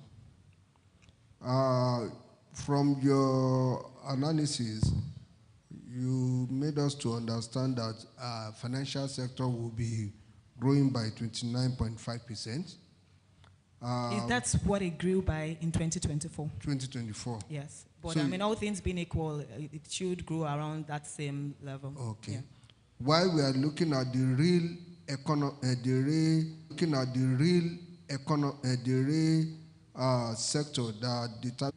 sector that determine the real economy, manufacturing, agriculture, power, they are just below 2%. And looking at this, I think this also speaks to the challenge that we are facing in the country.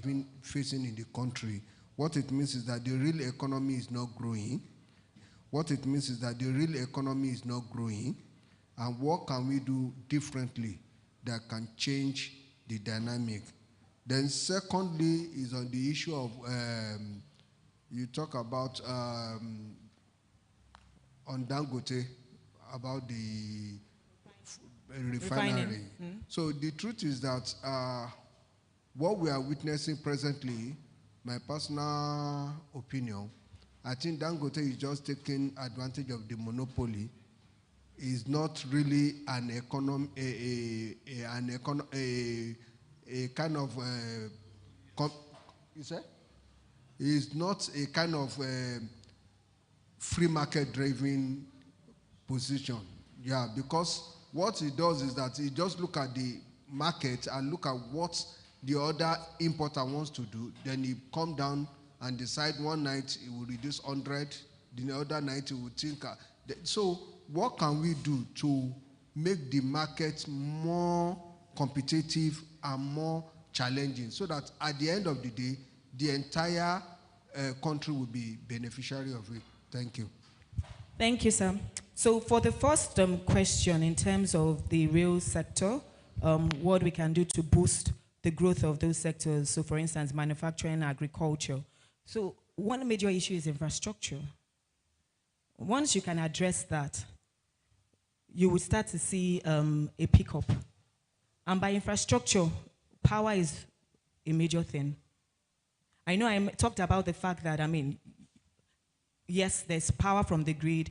Yes, the government is putting in place or trying to address that. It's still a far cry from where we want to be. But are you looking at alternative power? A lot of businesses and companies are already even thinking about that. It's just that it has a very high capital outlay that the small players don't have, right? So that is something I think, once you can address infrastructure, right, you can address power, and then security, especially for agriculture. Because I know you might also say, oh, but interest rates, that's also major for the real economy and whatnot. But because of the high inflation environment that we're in right now, you can't be talking about cutting interest rates now. So what can you do to balance that effect? In terms of the taxes, I think that's where the tax reform bill is coming up, because at least it's supposed to protect the SMEs.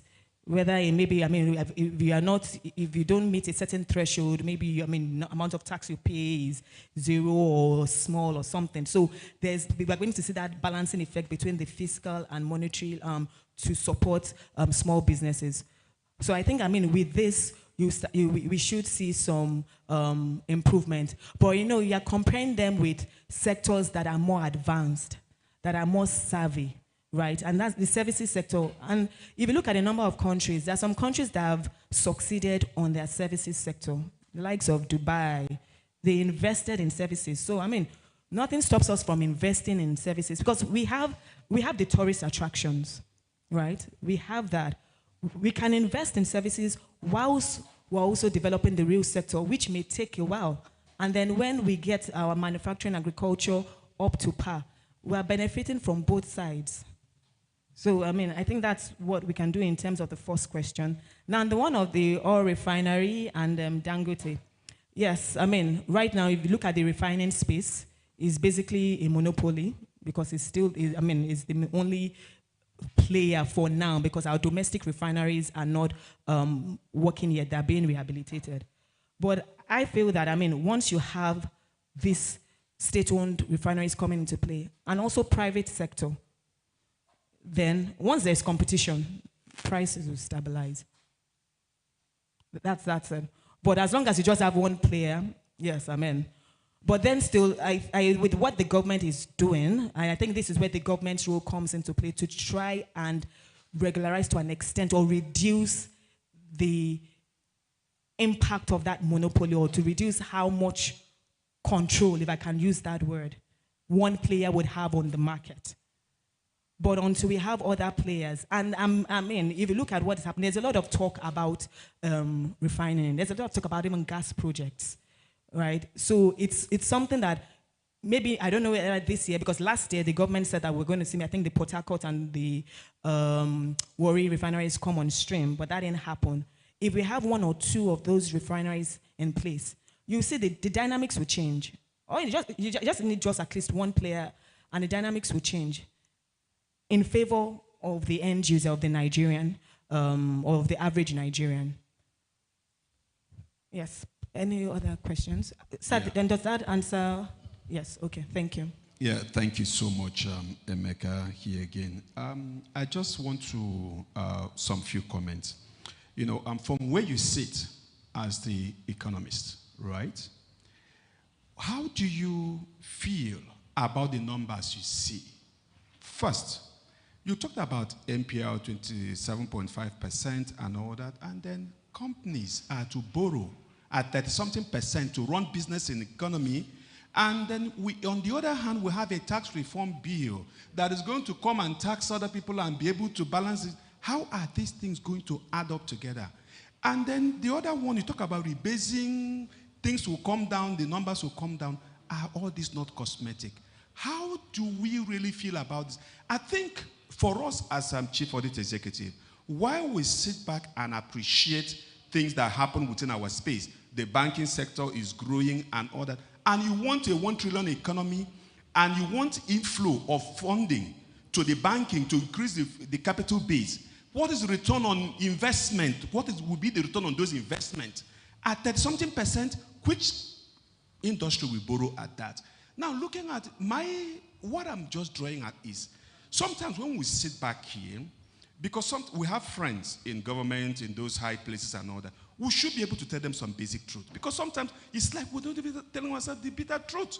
And then when we show the numbers, to talk about 24% inflation in Nigeria, Ghana is 50%, price of goods and services in Ghana is far cheaper than Nigeria. Where are we deriving our numbers from? When we begin to put this basic truth and begin to call a spade, things will begin to shape up. But if we begin to call it and everything, numbers is looking good, revenue is growing and all that, and the spending is going on, billions and trillions are being spent, and they are not being spent on the real things that will impact the common people. Everybody in my village is still crying. Yet the numbers are looking good. I mean, I'm almost dead because you have to pay bills for everybody. When will we start calling these things out so that things will... For instance, we talk about food insecurity. Once we secure the food, things will look well. The other day, a man went to his farm, somebody attacked him, and in the process, some stuff, and somebody died in the process. And a man that was defending himself, the courts are telling you, this man, you should go by hanging or by whatever means, because there was murder or something. Who does such things? How would we find security? Who will go to the next farm? Who will be the next person that will sacrifice himself? And you tell him to run away when somebody is trying to kill him. But these are some of the real questions we need to ask in this country and speak truth to power so that these people can change. Our politicians don't even understand what we're talking about. Thank you. Thank you very much. If you recall my presentation, when I was talking about the GDP or the CPI rebasing, I used the term, I said, playing with mirrors. I don't know whether you caught that. Yes. So, I mean, that speaks to the point about cosmetics. And if you remember, that's why I took my time to explain what that process is all about. It's basically, and I used the analogy when I was describing it, you have a basket, you have maybe initially 20 items, now you have 50. The basket is wider, right? But law of large numbers, the rate of increase is going to slow. And that's why I said that because 2024 was a high base year, so by default, without even doing anything, crossing my legs, folding my arms, inflation is going to come down by default because I'm comparing with a high base year. Now, does that mean that the price of fish in the market has come down? No. And that's why I said that prices are sticky downwards. And I even used the analogy that, look, yes, we're projecting that all prices are going to decline. And if that, I mean, translates into even fall declining, that doesn't mean that transport fares are going to fall. So yes, you've asked that, so when are we going to tell ourselves the truth, In what it means is that at least one, from a policy point of view, the government, I mean, I want to believe that when the government came up with the budget, they already had this rebasing in mind because, I mean, they had been talking about it in 2024. So the government is on track to meet that 15% target for inflation. Does that mean that, maybe they can start thinking about interest rate cuts? Yes. But I wouldn't even advise for any early interest rate cuts because it would address the issue of high borrowing costs that you raised about the SMEs struggling. But then Yes, we have a high interest rate environment, which we have to have because of inflation. So the question is whether inflation is 24%, whether inflation is 40%, whether inflation is 50%, what are we doing to bring it down? What measures is the government putting in place to reduce the impact on consumers? I think that should be the focus. Not necessarily the numbers. Yes, you can look at the numbers, but everyone knows that it's just numbers, especially if you understand the concept behind it. And even for the food security part, once you address food security, that is half of the problem solved. But more importantly, what investments are you putting in place across the value chain? And that's why I use the example of storage. Assuming there's even no security issue, and you cannot transport your goods properly from the north to the south where the market is, you're at a loss. So and that's where even the banks come in, because I know, for banks, you're also being careful about, the sectors you give credit to, right? So what are we doing in terms of maybe even giving, I know there was a time that there was development interest rates or some subsidized intervention rates for the real economy. What are we doing as banks to support this struggling economies or the real economy? So I think, it's more of a collaborative effort. Ghana is currently at 23%, inflation from 50%. Ghana embarked on a number of reforms that, trust me, when they were doing it, they were not smiling. They have an IMF package. And for a government to decide to go to the IMF is the last point of call. For a government to say, okay, yes, I'm going to approach the IMF to bail me out, they had gotten to that point. And it comes with a lot of requirements that are not palatable. The government had to do a lot of belt-tightening measures. It's now that that's slowly and coming out of it. So, and I think for us, where we are now as a nation, 2025, we're slowly going to be coming out of the worst of it. Because 2024, it was back-to-back hits. And these are policies that, if we want to be honest with ourselves, we actually need these policies. You might say that maybe the timing is off or something, but if not now, then when? And bear in mind, the longer it takes you to address something, it will fester. I like to use this analogy that you might have a wound on your toe. It's just a small wound on the toe. You leave it unattended to. It festers. And then it deteriorates. It gets to a point where your ankle is affected. You leave it. It continues to fester and deteriorate. It gets to a point where you might have to amputate the leg. All because you didn't attend to it or treat it immediately. So where we are right now, we are so neck deep or down in the hole that, we're just throwing everything to bring us back to zero before we even start thinking of growing. So that's where we are now. So, and it's a lot. Businesses are struggling with the high interest rate. Inflation is high. We're trying to address everything at once. You might ask, okay, maybe pick your battles, address this one today, and then the next one 6 months down the line. But the one that you're leaving till 6 months is not just going to sit there and wait for you to come and meet it. No. So it's the issue right now is the fact that everything, and I think, if we look inwards, is the fact that everything is hitting us at once. So that's why we are really, really feeling that pain. But let's say all things being equal, we continue with these reforms, things improve, and by 2026, and we look back to this conversation we're having at this session next year, 2026, and the pictures have improved marginally, would we still have the same point of view? So, God willing, I would ask you, by God's grace, we'll be here next year, I would ask you that question, sir. All right. When we thank look you back. very much. Thank you. Any other question? I guess that's it. We should round that up. Just by way of information, I'm just reading here that CBN hikes interest rates on treasury bills. So make whatever it is you want of that information. That was yesterday. So, thank you very much. As a token of our appreciation,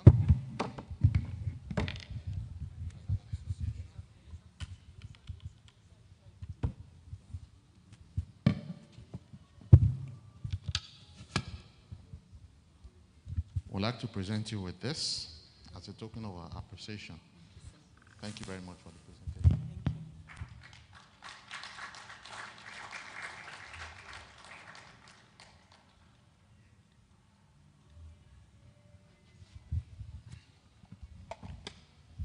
So thank you, everyone. Over to you.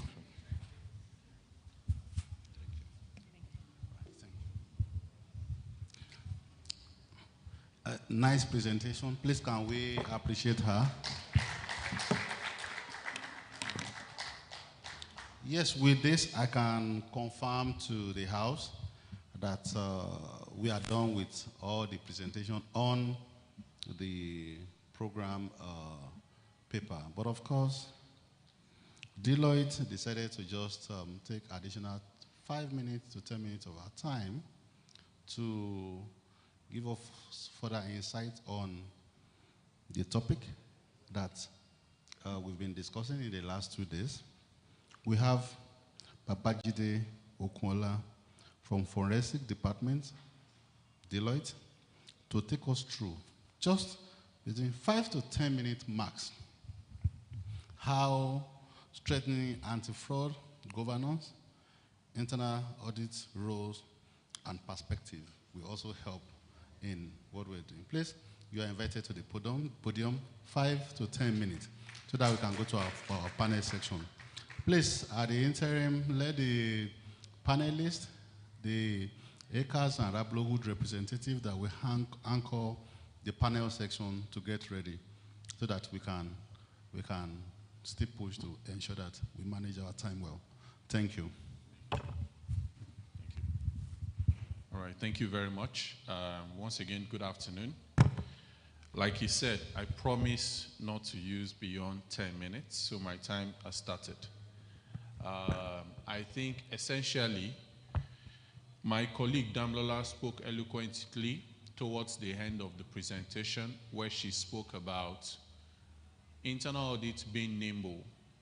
Now, what I'm here to do is just to speak about some of the things we've noted very recently. So, by way of introduction, Femi mentioned, my name is Babajide Okunola. I work within the forensic team at Deloitte, and I'm opportunity to be an associate director with Deloitte. I've been doing this. I started from one of the big 4 firms, and here I am today. Now, one of the things we've noted, particularly for those of us that are internal auditors, you find that there's this general notion that you must fix the problem. I don't know how it is for you, but we've interacted with a lot of internal auditors, chief audit executive, head of audit functions, internal audit functions across multiple industries. And the point is, when the process owners are doing these issues, they don't consult you. But when the issues are then crystallized, the risk has happened, you guys must fix it. I don't know whether that's something you deal with. But that's the dilemma that we face as internal auditors, as chief audit executives on a day-to-day basis. And what we are saying is, so very recently we did some work with the top bank in Nigeria, and we realized that one of the ways that fraud has really been a major challenge is in the matter of your loan administration. It was such that credit risk, matters around your credit risk, matters around loan administration, even matters around collateralization of these loans. When we did the review, what we found was, on paper, these loans were collateralized. But when we got into the work, we found that there was no collateral, either from a branch or from one of the banks. And then the point is, everybody says internal audit, you are the 3rd line of defense, right? So nothing must happen. We've heard of banks that have had to collapse or have had issues. Recently, we've heard of that, and the question was, what did the internal audit team do? So, what we are saying is, in as much as internal audit is required to do this, we also believe that there's a need for us as internal audit functions to be proactive. And Dami touched on that. Gone are the days when internal audit waits and we wait for our internal audit plan and then we say we want to catch this fraud. Surprisingly, the fraud has occurred and then you have to then come in as investigators. And so, how do you then fix some of these things? Two critical things I'm going to talk about: capacity building. How are you improving capacity for your various teams, right? And I was happy when Ibukun told me about this, this conference, which is cross-selling ideas, sharing ideas. So, in essence, capacity building for you as internal auditors has gone beyond just doing the regular training, classroom sessions. No, having this sort of collaboration, as well as also engaging. I think the time has come for internal auditors to start thinking like businessmen. I know that is a conversation that has started, but we need to start thinking as businessmen. Thinking about, okay, we are not just supposed to be the guardrail, we're not just supposed to be the watchdog.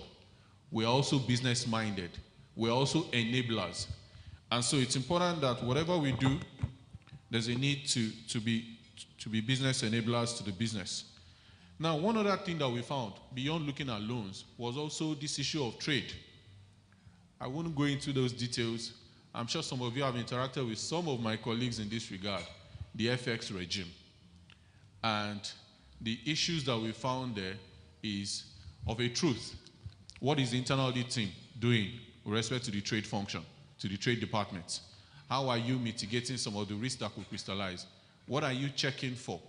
How are you ensuring that you are preventing? We are talking about fraud and governance, strengthening institutional frameworks in Nigeria. So how do you strengthen? In as much as you're doing your checks, we're doing the internal audit assessment. I think it's also important that we also have things like learning from incidents, such that as internal auditors, I know that we are a very powerful set of people. Internal auditors are powerful. You go to, whenever we have to support internal audit functions, once they hear that there's an internal auditor coming, everybody is like, okay, what's going on? So, looking at the matters around treasury, trade, FX regime, you realize that some of these issues are things that for us as internal auditors, I may not be able to go into some details of what we've seen, even involving some of the key players in this room. I won't do that because I still need to protect my job. But one thing I must tell you is that as internal auditors, there's a need for us to start looking beyond the regular cash vaults, all those very typical things. I know that we do that, but it's also important. Applying technology into what you do, right? How do you ensure that even as basic as your case management, ensuring that, okay, you've done your audit, how do you follow through to get feedback from the audits that you've done and even the investigations that you have had to undertake? On a final note, I would say this, that the era of the banking capitalization that is coming is going to put pressure on you as chief audit executives. I'm sure you know that. Either you like it or not, there's going to be a lot that is going to be expected of you. And the earlier that we start to begin to think about this, the better, to ensure that for us, we still have a business to protect. Your banks still need to be in existence for you and for those of us that are third parties to still be in existence. I would like to stop here. I want to thank you for your time and grateful for the opportunity. Thank you, sir. Thank you. Thank you. We really appreciate you make it very sharp and exactly you keep to time. Yes, Mr. Babajide Okunla, thank you for your time once again. We did appreciate that. So, for today, we'll be moving to the last aspect of the program, which is the panel section. But of course, this section would not have been made possible if not for our collaboration with Rablo Woods and ACAS. ACAS is the Africa Academy for Anti-Fraud and Anti-Corruption Studies. So the Chief Operating Officer, by name Fumi Ajayi, will anchor this section for us, and also they are the one that source the resource that will, of course, talk to us, physical, not online, this time around on the topic. So thank you. We can take it further now. Thank you, please. Fumi, you are welcome to the podium.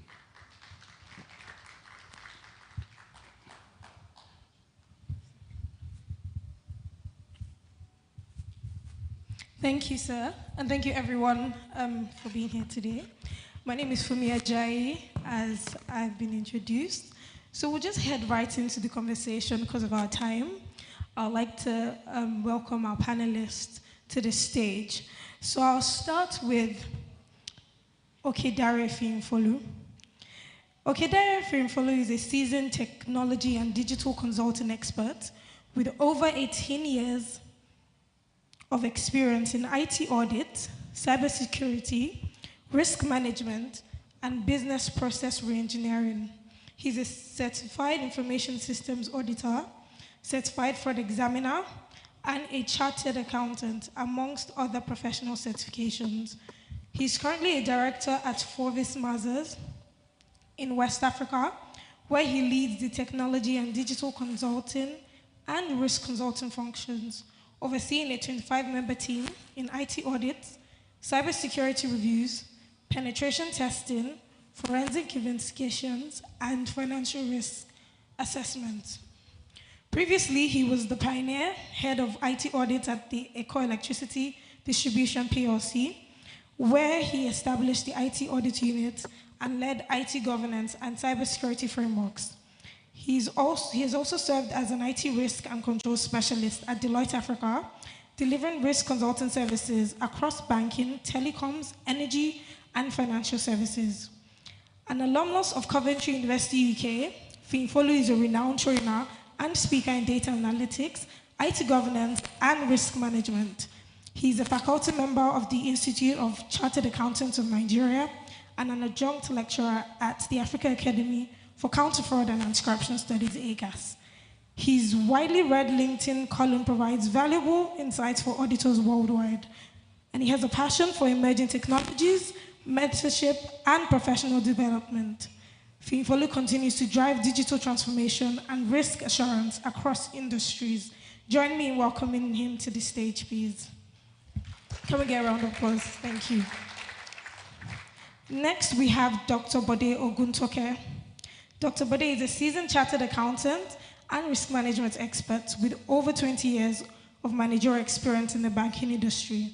He's a fellow of the Institute of Chartered Accountants of Nigeria and holds multiple professional certifications, including CISA, CGEIT, CRISC, CFE, and FERP, reflecting his deep expertise in audit, risk management, and information systems governance.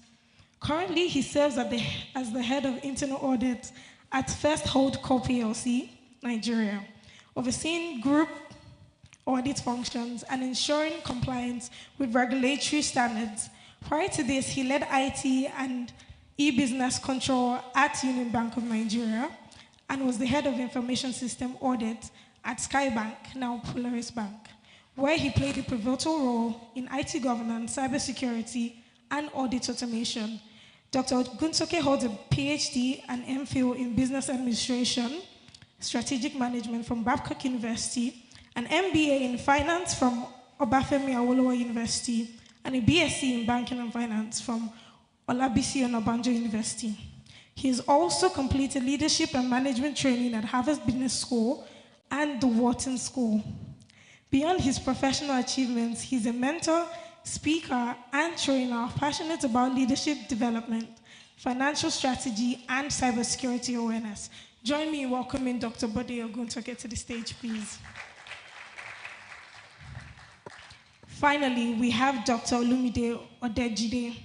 He's a distinguished business and technology expert with over 2 decades of experience, having served more than 1,000 clients across Africa in the financial services, telecommunications, oil and gas, and public sectors.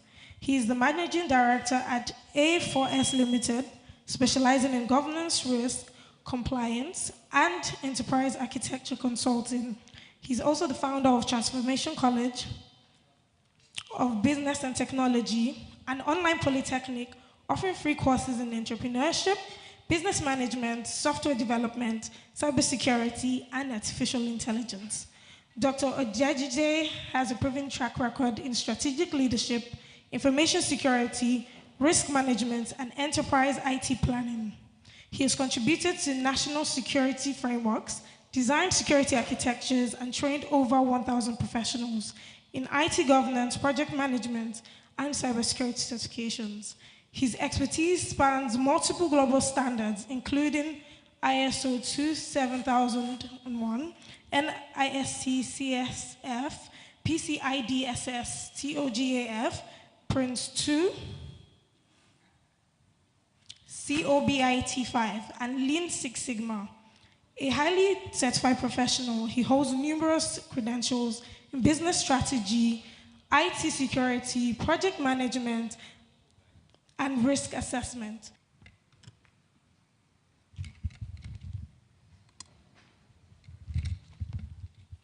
Thank you very much. So our topic of discourse for today is data analytics and AI for fraud detection, moving from a reactive to proactive strategies. So we all know that technology has taken over, and criminals are using this to cause havoc in the world today, especially in the financial sector. So today we're going to be talking about how we can move from a reactive stance to a proactive stance. And I think Ms. Damilola has said quite a bit on this in her session. So I'll just head right into the questions. Can you bear with me, please?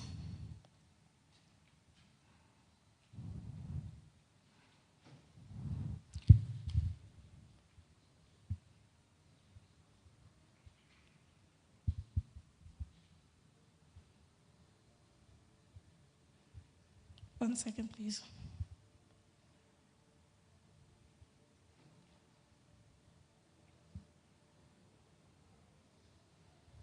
Okay, awesome. So I'll be starting with Mr. Fimfolu to just basically talk about what the most common fraud types businesses face today and how they vary across different industries. Thank you very much, Fumi. Let's imagine three business owners. There is Tunde, is a founder of a fintech, and there's Aisha. She has a fleet of online shops in Abuja, and also Chijioke is an healthcare administrator in Enugu. The three of them owns three different businesses across three different sectors of the economy. But when they sit down to talk, one major issue combines or connects the three of them together, which is fraud. Tunde, the owner of the fintech, has put together a fantastic platform with end-to-end security, he thought to himself. However, fraudsters that are not sleeping day and night on the dark web are able to use stolen BVNs to create fictitious profiles on his platform, and they are able to cut away with significant funds from different owners of accounts on his platform. Aisha's headache remains that she just recently, in about 6 months ago, started her own online platform for her shops. And customers will order from her platform from time to time. One thing that she discovered was that from time to time, these same fraudsters use fake identification cards and credit cards to order items from our online store. And before she could put in some appropriate metrics, these same fraudsters are able to get the goods delivered, and some even ask for chargeback policies because they claim some of the items were defective. So these fraudsters win her in two basic places. The same thing goes for Chijioke. Healthcare funds or healthcare insurance. He thinks, oh, I'm safe and I don't think I should be exposed to a lot of fraud. But guess what? From ghost patients to even doctors asking for refunds of patients that were never treated. These different scenarios of fraud encompasses these three stakeholders across different value chains in the economy. So if these same fraudsters can impact any business in the economy, how about us that are solely within the financial services industry? We must always ensure that our guards are up and tight. So irrespective of the business line, fraud remains one major thing, whether they are SIM swap, social engineering, and also the use of false profile to get these transactions done on different profiles. These are examples of fraud that people across different business economies can be exposed to. Thank you. Thank you so much for that, Mr. Finfolu. You spoke about healthcare fraud, you spoke about social engineering.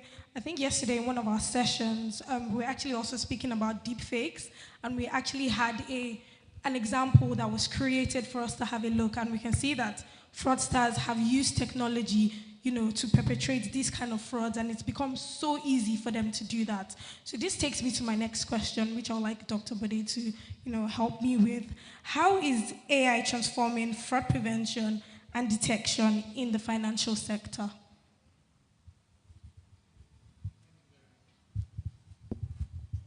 Good afternoon. Yeah. With what he just described, nothing will happen until it comes to the banking industry.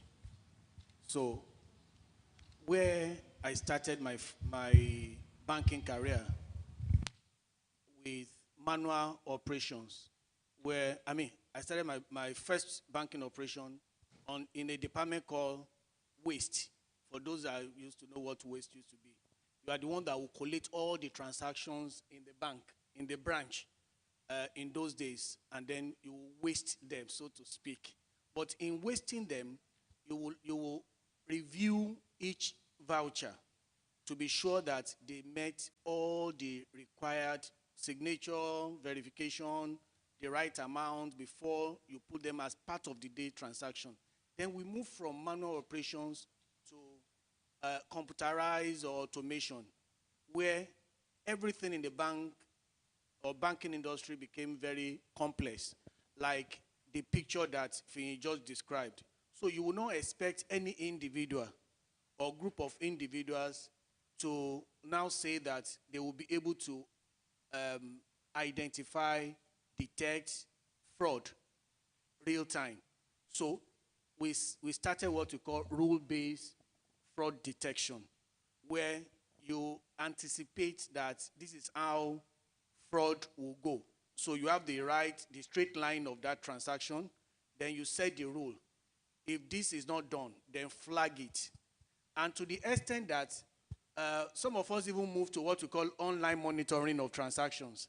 And then we will tell the system to flag any deviation to a particular center. And then those people will investigate, and then we even move further to say that that transaction should not be executed until it's released from the monitoring center. And then you now realize that how many of such transactions will you stop when they are coming in their torrent from ATM, from online, from all the delivery channels. So you will know that the only solution now is, even though we called it then behavioral, now we identify AI, artificial intelligence, as the way to go, where the complexity, the volume of the transaction, the values of the transaction will be learned over time by the machine. Because unlike when everything was manual, that you will expect human being to be able to see it, now everything is being processed by the system. So you expect the system to be able to detect it. So what AI is doing in fraud detection is to sit on the complexity of these transactions. And we should also note that most of the time we are looking at operations. But we know that most of the fraud that we have now, apart from the operations, apart from those coming from the customers, are also the insider-related transactions, including credit. Because compare the fraud loss with credit loss, either the charge-off or the write-offs, unrecovered, you will see that they are embedded with fraud. So you need artificial intelligence that will be able to see the whole of these operations and be able to correlate them, including the data from the devices, either internal device or external devices, that will help to know that this is coming from the same fraud that, the same fraudster that the frauded bank A is the same fraudster that wants to defraud bank B. I think that is what artificial intelligence and machine learning will do for us. Thank you. Thank you so much for that, sir. In answering that question, you spoke about the rules-based method of, tackling fraud in the olden days, I guess, previously. So now, then we had quite a number of data, and you had to do that manually, right? So we're talking about data analytics and AI and how we can leverage it for fraud prevention and detection. So I would like Dr. Orlando to help me on this question. So what role does data analytics play in shifting from reactive to proactive fraud detection? And now that we have such a high volume of data, we have structured data, we have unstructured data, how can data analytics help us in that aspect? All right. Hello. Can you hear me? Okay. All right. Thank you very much for that. I've had an interesting time just listening to everybody over the last couple of hours. Proud to now, everybody will know something that they call GIGO. Am I right? What does that mean? Anybody? Garbage in and then what? Garbage out, which is, I think that's a good position to be in. To have garbage in, at least you have something. I know something else that is worse than GIGO. I'll call it Nino. Nothing in and nothing out of it. I've sat with a lot of organizations, banks, insurance companies that are looking for data analytics, and they're looking for, should I say, personally trained AI agents. Unfortunately, these things, what underlies them is actual data. Real data, applicable data, data that makes sense to your own operations. I've seen where, a company can come and show you some nice dashboards. It could be fraud dashboards, it could be transaction monitoring dashboards, it can be any kind of dashboard. But behind the dashboard, all right, is data analytics. Are we together? And behind data analytics is actually what? A database. And inside of that database should be what? Data. The biggest problem that organizations have is that they actually don't have the data in itself. Last week, I was with a group of all the CEOs of microfinance institutions in the country. And they were saying that their big problem is unrecovered loans. They say that one guy will leave one state and it will take a loan from that particular state and he will not pay, and then he will go to another loan as a clean person.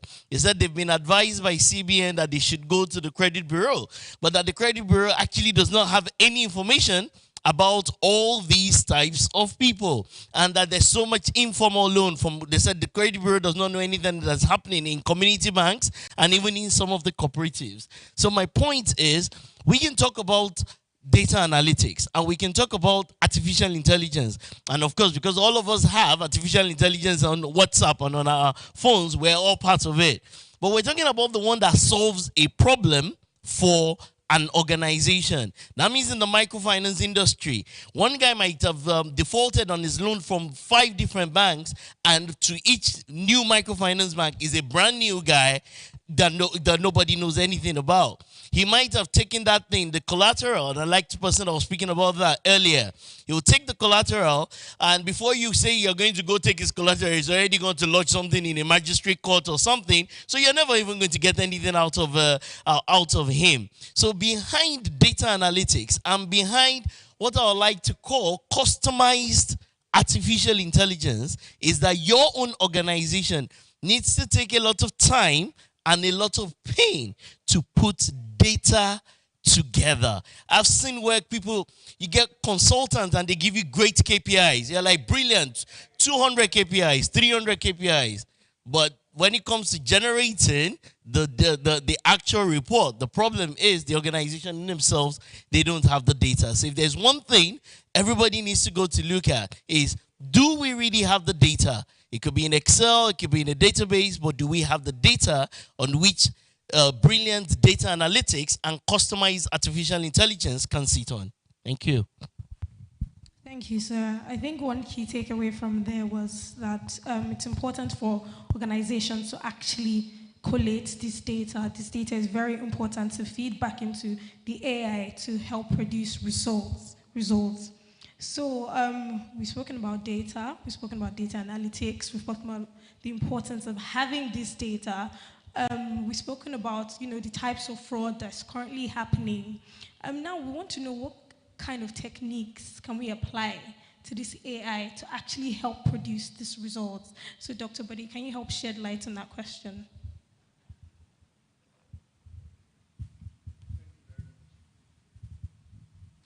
Hello. Thank you very much. I think the baseline is, first of all, for us to have the data. And for you to be able to have data that will contribute to fraud detection, then that means the processes must have been automated. And that is why you have the database that Doctor is talking about. And then you will now put algorithms in place. Unlike the previous solutions that I spoke about, the rule-based, where you connect only one or two database or applications to the solution that you just bought. All right? This time around, because you are going to deal with large data, algorithm allows you to go beyond the database that you have in your organization to also have links to other database outside your organization. So the algorithm allows you to have a machine that is learning like human being, that sees patterns, that be able to see, that is able to predict what is going on, that is able to apply that pattern to know that this is an anomaly. So we have anomaly detection in AI. And once you have anomaly detection, it's able to flag it. And it will have learned enough to be able to say, okay, let me stop this and put more challenge to the person that wants to execute this process. So it might be that, oh, you want to do this transaction, you now ask the question that only you will be able to answer. And even if you answer the question and you want to go on, it poses another challenge to you. If you know it, you know it. If you don't know it, you don't. If anybody should have access to my life, and the machine is asking me what is the name of your first dog, the name of your first dog, and then you'll be asking, what is the name of this first dog? Okay? So it will put challenges to you. But you should also see that another thing is neural network in the artificial intelligence.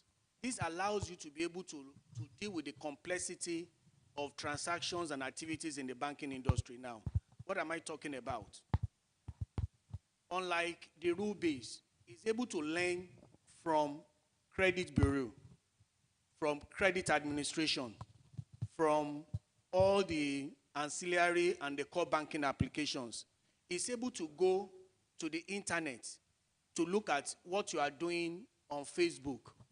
Somebody is just flouting money on Instagram, and the same person is a staff of the bank, and the same person is doing transaction. So the neural network is a technique that allows the system to be able to see the complexity of the environment and be able to provide solution. Another thing is, unlike you and I, that would take time to be able to read 500-page document. It has natural language processor that will be able to read a lot of documents at the same time. What this will do for you is that you have files from history. I just requested for something from 2020, from 2010. And I have to go through 2010 through to 2024. That would be so difficult for me. But if I ask the system to read it, you know that it will be able to read the text. So that is another technique that the artificial intelligence use to be able to help with fraud detection. All your emails, it can read your email, it can read your SMS, those ones that you have interaction with. All the things that you have put on X is able to correlate it to what you are doing currently in your organization. Those are the various techniques that we have for artificial intelligence. It's very robust.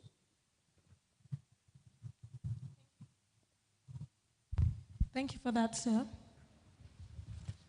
Okay, thank you, sir. And just a moment, we have one or two announcements before the panel section continues, just for 2 minutes. Of course, we won't have a section like this without our regulators in attendance. We got to know that we have representatives from NDIC and CBN, which of course it is our usual practice to acknowledge the presence of our regulators. From CBN, we have Mr.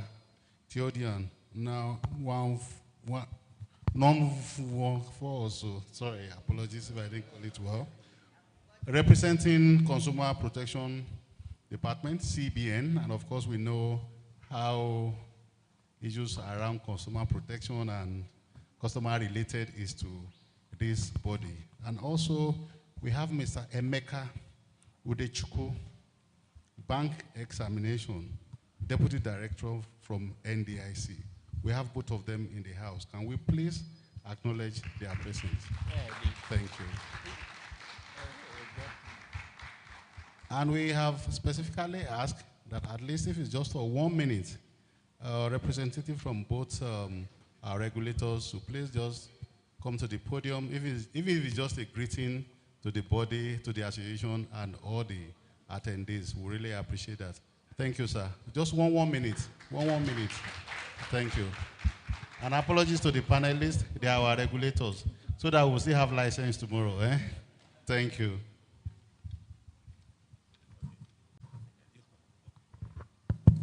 Good afternoon, all. He didn't have to interrupt this. I was enjoying this session. Yes, well done for putting this together. I've been sitting here and soaking in. As regulators, we're not always on the one dishing, right? Sometimes it's also important to sit back and hear from the real guys who are on the field. There's a lot of insights that we gain from listening to some of these conversations. And what I particularly like about today is the collaborative resolve, because we really have to collaborate. I was just asking the Chief Inspector for Zenith if the OFIs are equally here, because it's very interconnected now.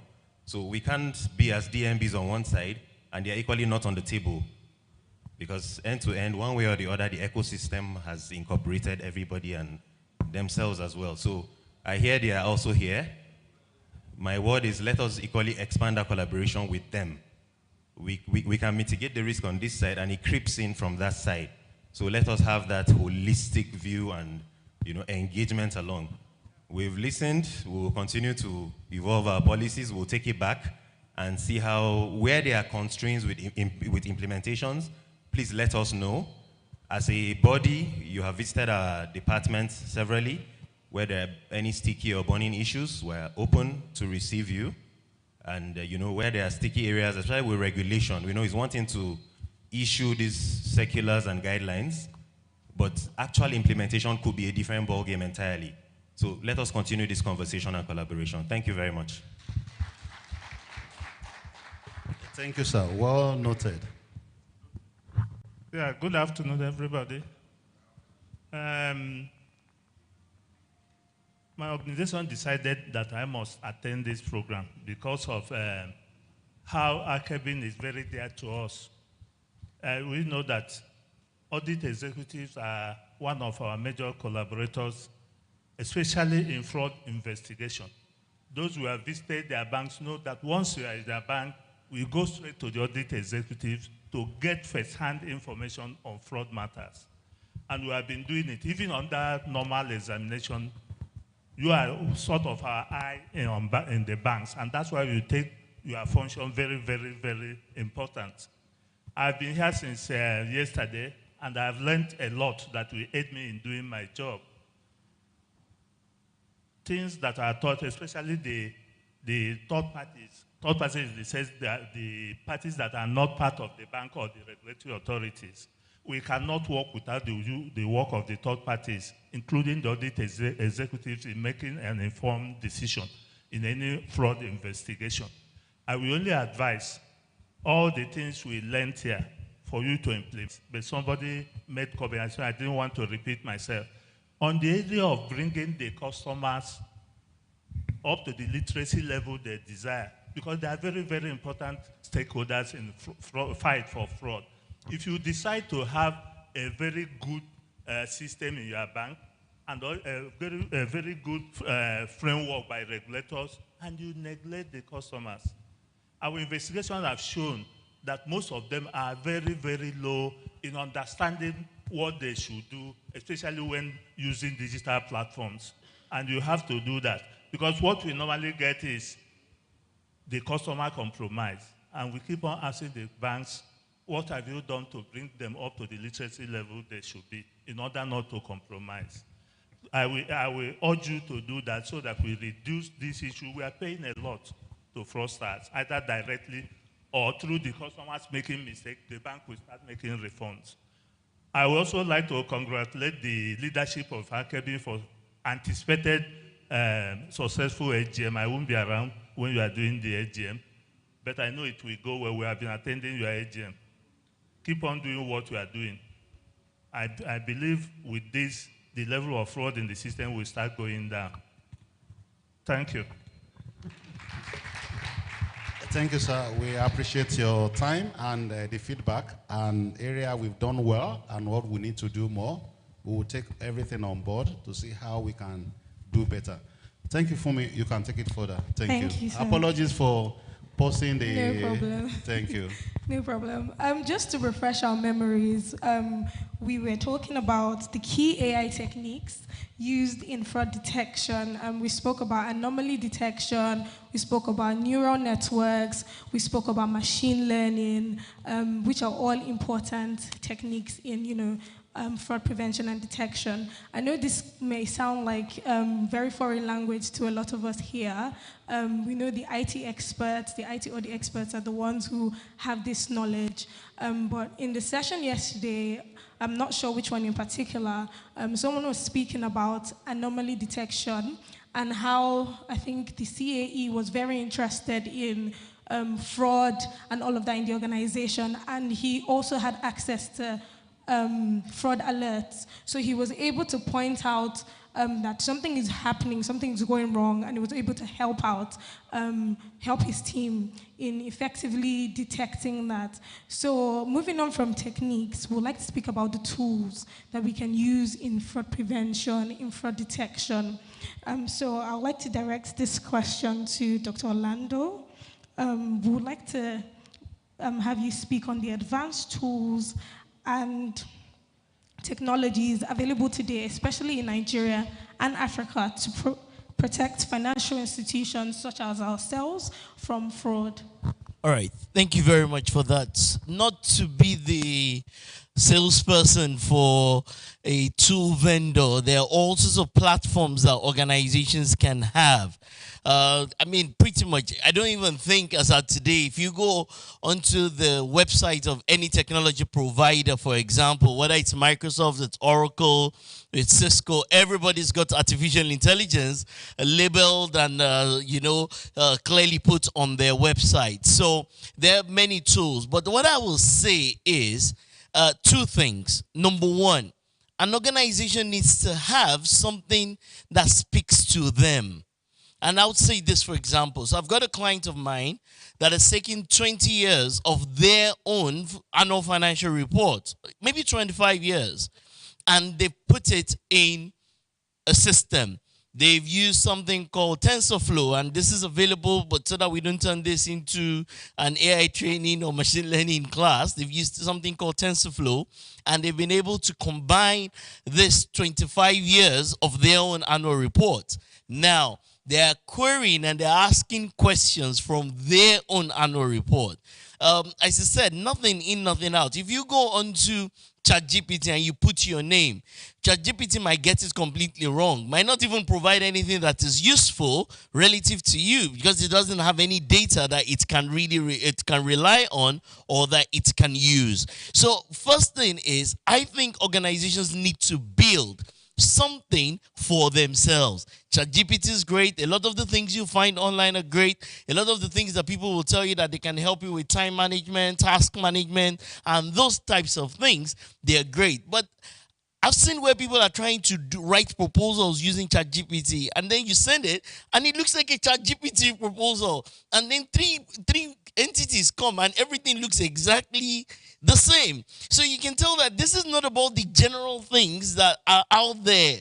You need to start to do something that is specific for your own organization so that it can give you the kind of insight that you want for in your own organization.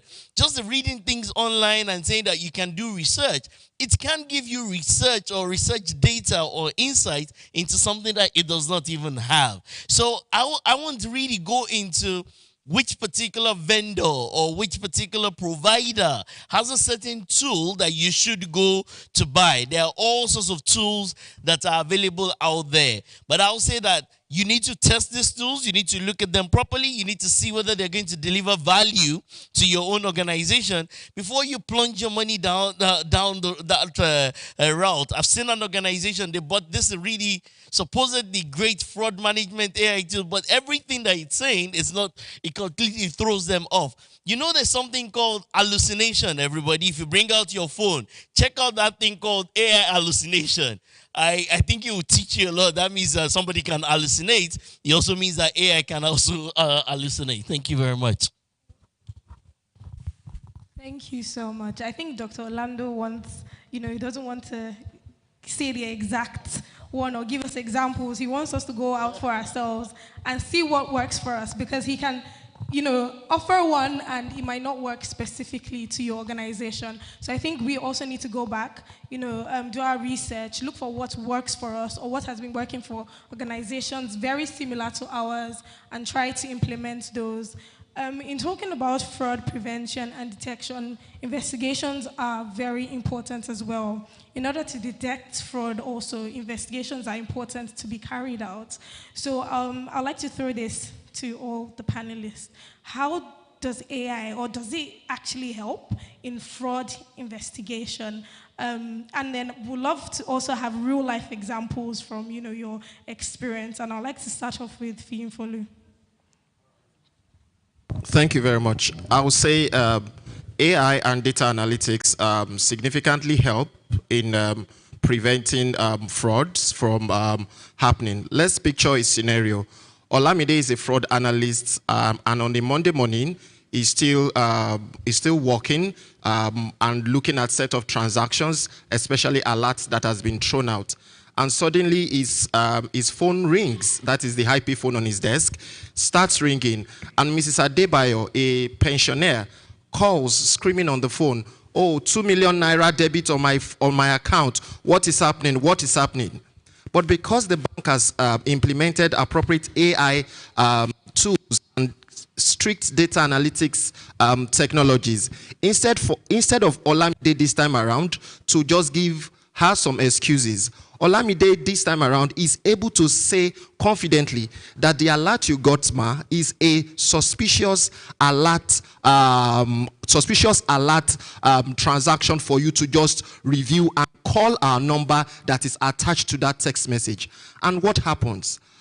Yes, Mr. Adebayo is this pensioner on a good day just makes transfer to maybe his children that are in university, maybe 100K each. But this time around, that fraudster at 2 a.m. is trying to execute a transaction of 2 million naira. Now, the AI and the analytics that has been deployed by the bank has been able to look at the behavior of Mrs. Adebayo over a period of time. She does her transfer at the end of the month when her pension has been dropped. But this transaction is happening 15th of the month at 2 a.m. from a newly created account in Port Harcourt. This AI tool is able to hold the transaction and it's not able to pass through. Now, Olamide is telling her confidently that we just wanted to get confirmation that you are the one executing this transaction, but our system had initially flagged it that it is not you and you don't do transactions at 2 a.m. To, for example, an account that is coming from Port Harcourt. This is a significant example where AI and analytics has been able to stop fraud, and the guys at the fraud desk or the fraud analysts can have confidence when even attending to these customers that call or when collaborating with other banks in situations of of any eventuality. Thank you. Thank you, Dr. Bode. Okay, thank you very much. You know, the nightmare for all of us as auditor is fraud investigation, knowing fully well that the fraudster actually wants to conceal the fraud. And so the case is brought to you, and then you look for every possible information. Even when you are sleeping, you are not sleeping. Your brain is working to see a particular file. Your head is asking you that when you get to the office the following day, call this person, ask for this file, and then you wake up in the morning very tired, not able to do any investigation. You see, that is what AI will help with. One of the movies I like to watch are the detective movies, where on their wall, you will see them pinning pictures, map, and then they will put pin to be able to relate this person to this person. And I think some of us have done it in the past. You will relate this transaction to this transaction. They give you another information, you relate it to this person, and you see a link. All this is what AI will help auditor or investigator to do. That is, if your systems are fully integrated, both internal and external, you are able to see from the system that this fraudster, this fraud, let me use the word, this fraud is not peculiar to your bank. As you are experiencing it, Bank B and Bank C has also experienced the same fraud. The details you may not have, all right? But he's able to tell you that you need to contact this person to be able to give you more information from their side.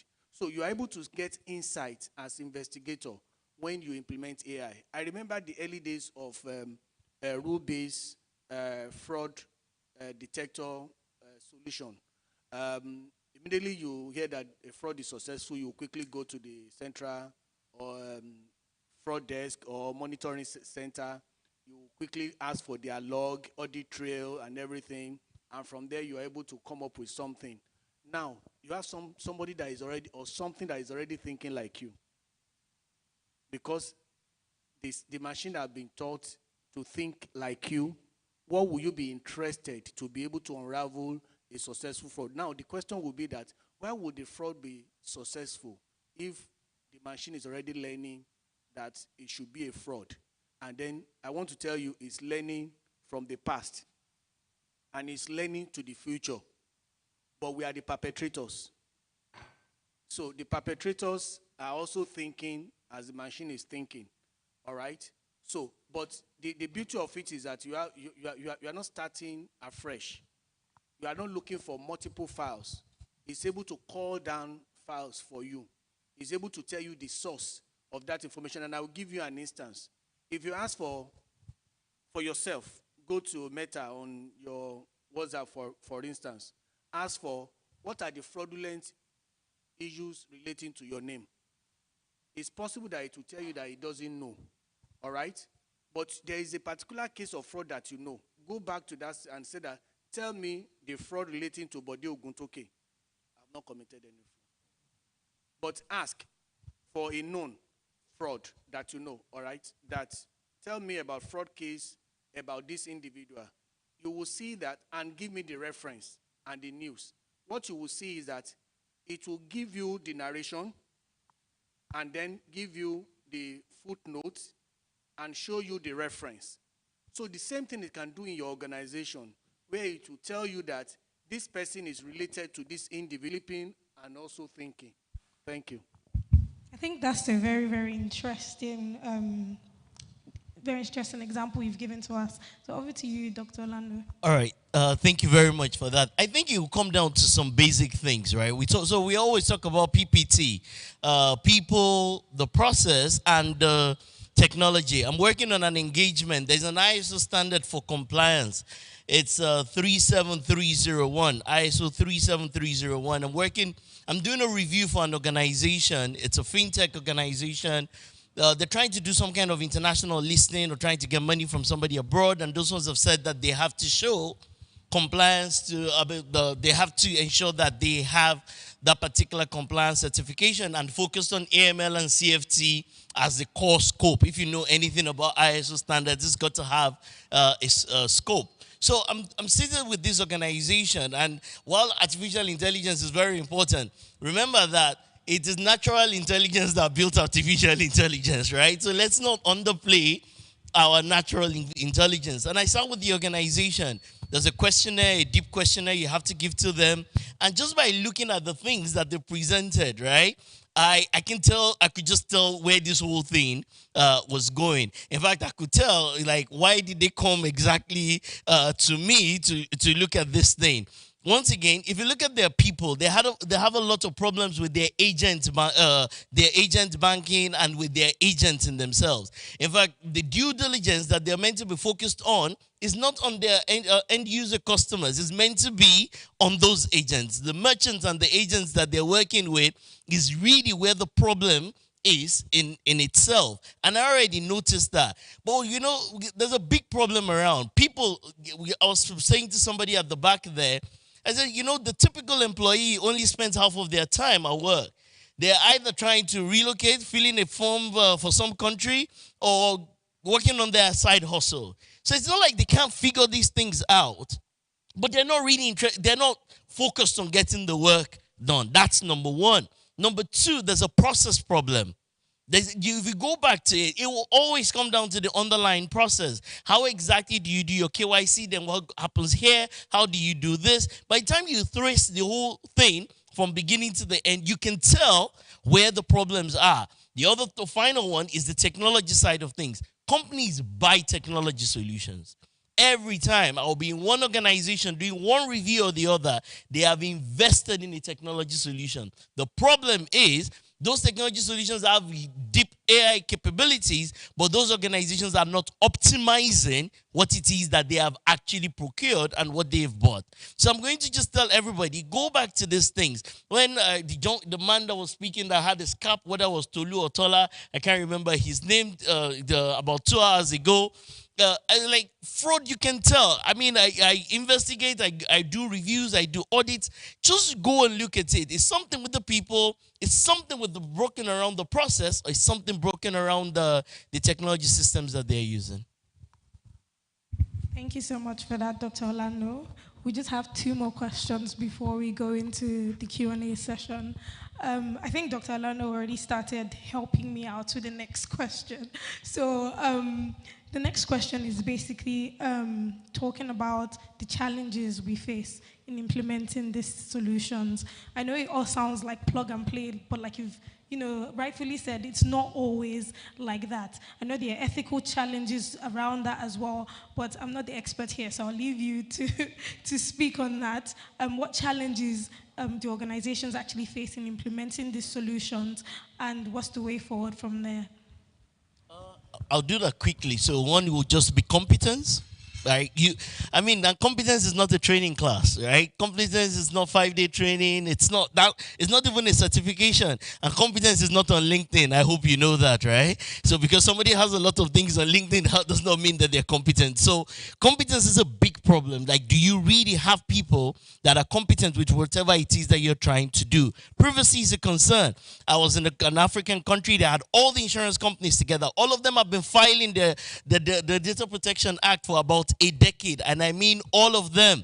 None of them had actually implemented the standard. They found a way to do the filing, but they never actually implemented the act in itself. So those are key things that you need to look at. People, in terms of their competence, is a big deal, and also things like privacy is a big challenge in a lot of places. The kind of data that you have, you also have to take into consideration that there are data protection acts and laws that you cannot violate within the processing itself.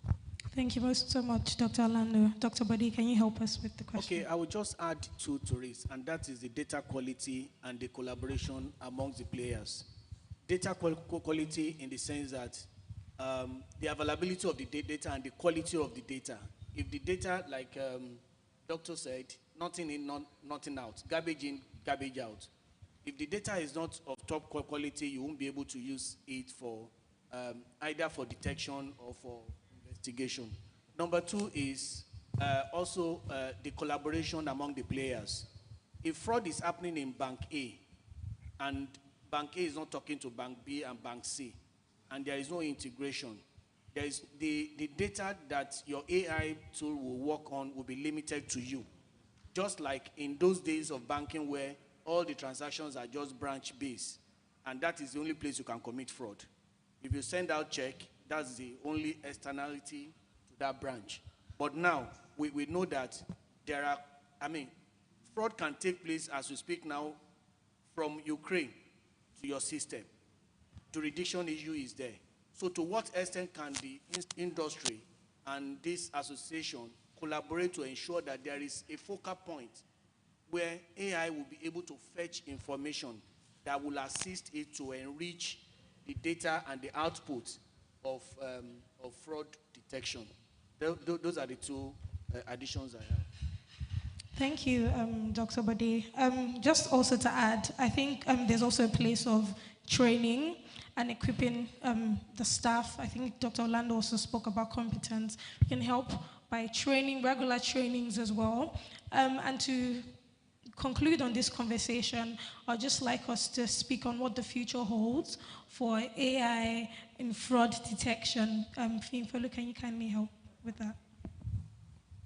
As these fraudsters on the dark web, as they do not sleep day and night looking for new ways, new patterns to strike, new deepfake approaches, new social engineering attacks, the same way that even as we implement these AI tools and AI technologies, one, these AI tools must, over time, continue to be the digital immune system that must continuously be updated. So whether you are picking in fresh data from time to time, your AI must be nimble enough to be able to learn these new behavioral insights. And as it's picking these behavioral insights, it's putting it into its database and it's uploading it on the go. So as we are placing reliance on AI, we must also ensure that the training of its database must be done consistently and automatically. That is one of the significant ways in which we can rely on this AI. And as we have said earlier today, it is what we have in us as human that we are feeding into this AI technology. So that midpoint where the human intelligence meets with AI intelligence is also very significant. We cannot leave AI alone to run on itself. That human interaction, human intelligence must actually continue to feed in it so that the insights of what the AI is going to do will be significant. Even as the fraud patterns increases, our AI tools and technologies are also able to nip them just before the transaction can pass. Thank you. Thank you so much, Fimfolu. Any final words from Dr. Bode and Dr. Orlando? We should also understand that as we are talking about AI-enabled fraud detection solution, we should also know that there is also AI-enabled fraud. So if the fraudsters are also using AI, it's telling us, just like Finn said, that we should train our dog very well. If you train your dog to only know your premises, when that dog steps out of your premises, it becomes shy and even fearful. Okay? Who has that type of dog? That you take the dog out and the dog will be crying, let me go back home. So that may be the state of our AI if we don't invest sufficiently in the solution and enrich it enough to be able to overcome even, if you watch science frictions, you will will see robots fighting one another. And you definitely know that they have the same level of strength. But it depends on the techniques of the robot, of one robot to defeat the other robot. So I would just say that we should train our AI, we should invest well in this solution so that it will be able to take care of the AI-enabled fraud that is the future, also in fraud environments. Thank you.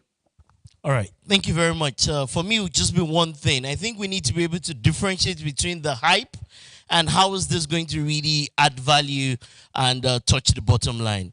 So there's a lot of hype around it. This will probably be, what, the 5th, the 6th with something this year, and we're only in March, whereby I'm seated in a room like this somewhere in Africa, in Kenya, in different places, and it's the same conversation.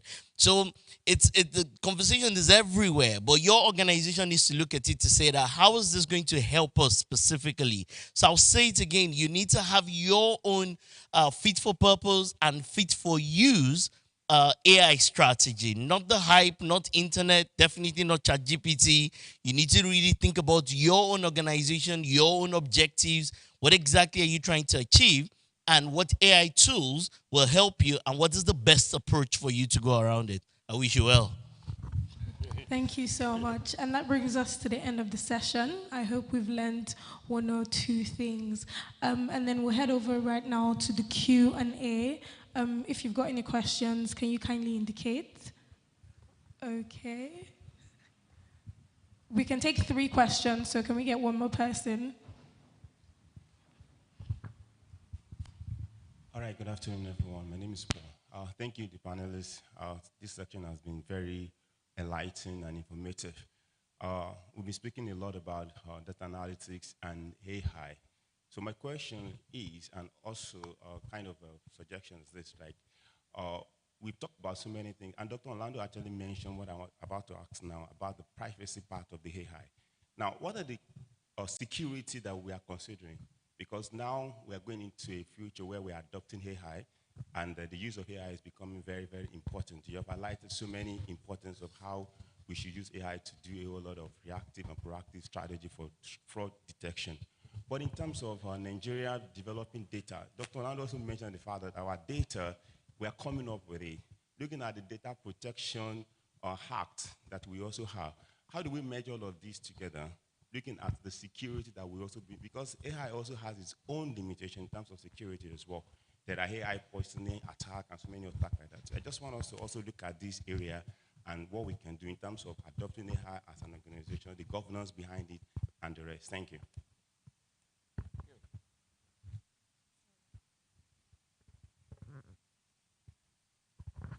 Okay, good afternoon, everyone. Dr. Orlando, specifically for you, you talked about fit for purpose. I'm very interested in homegrown.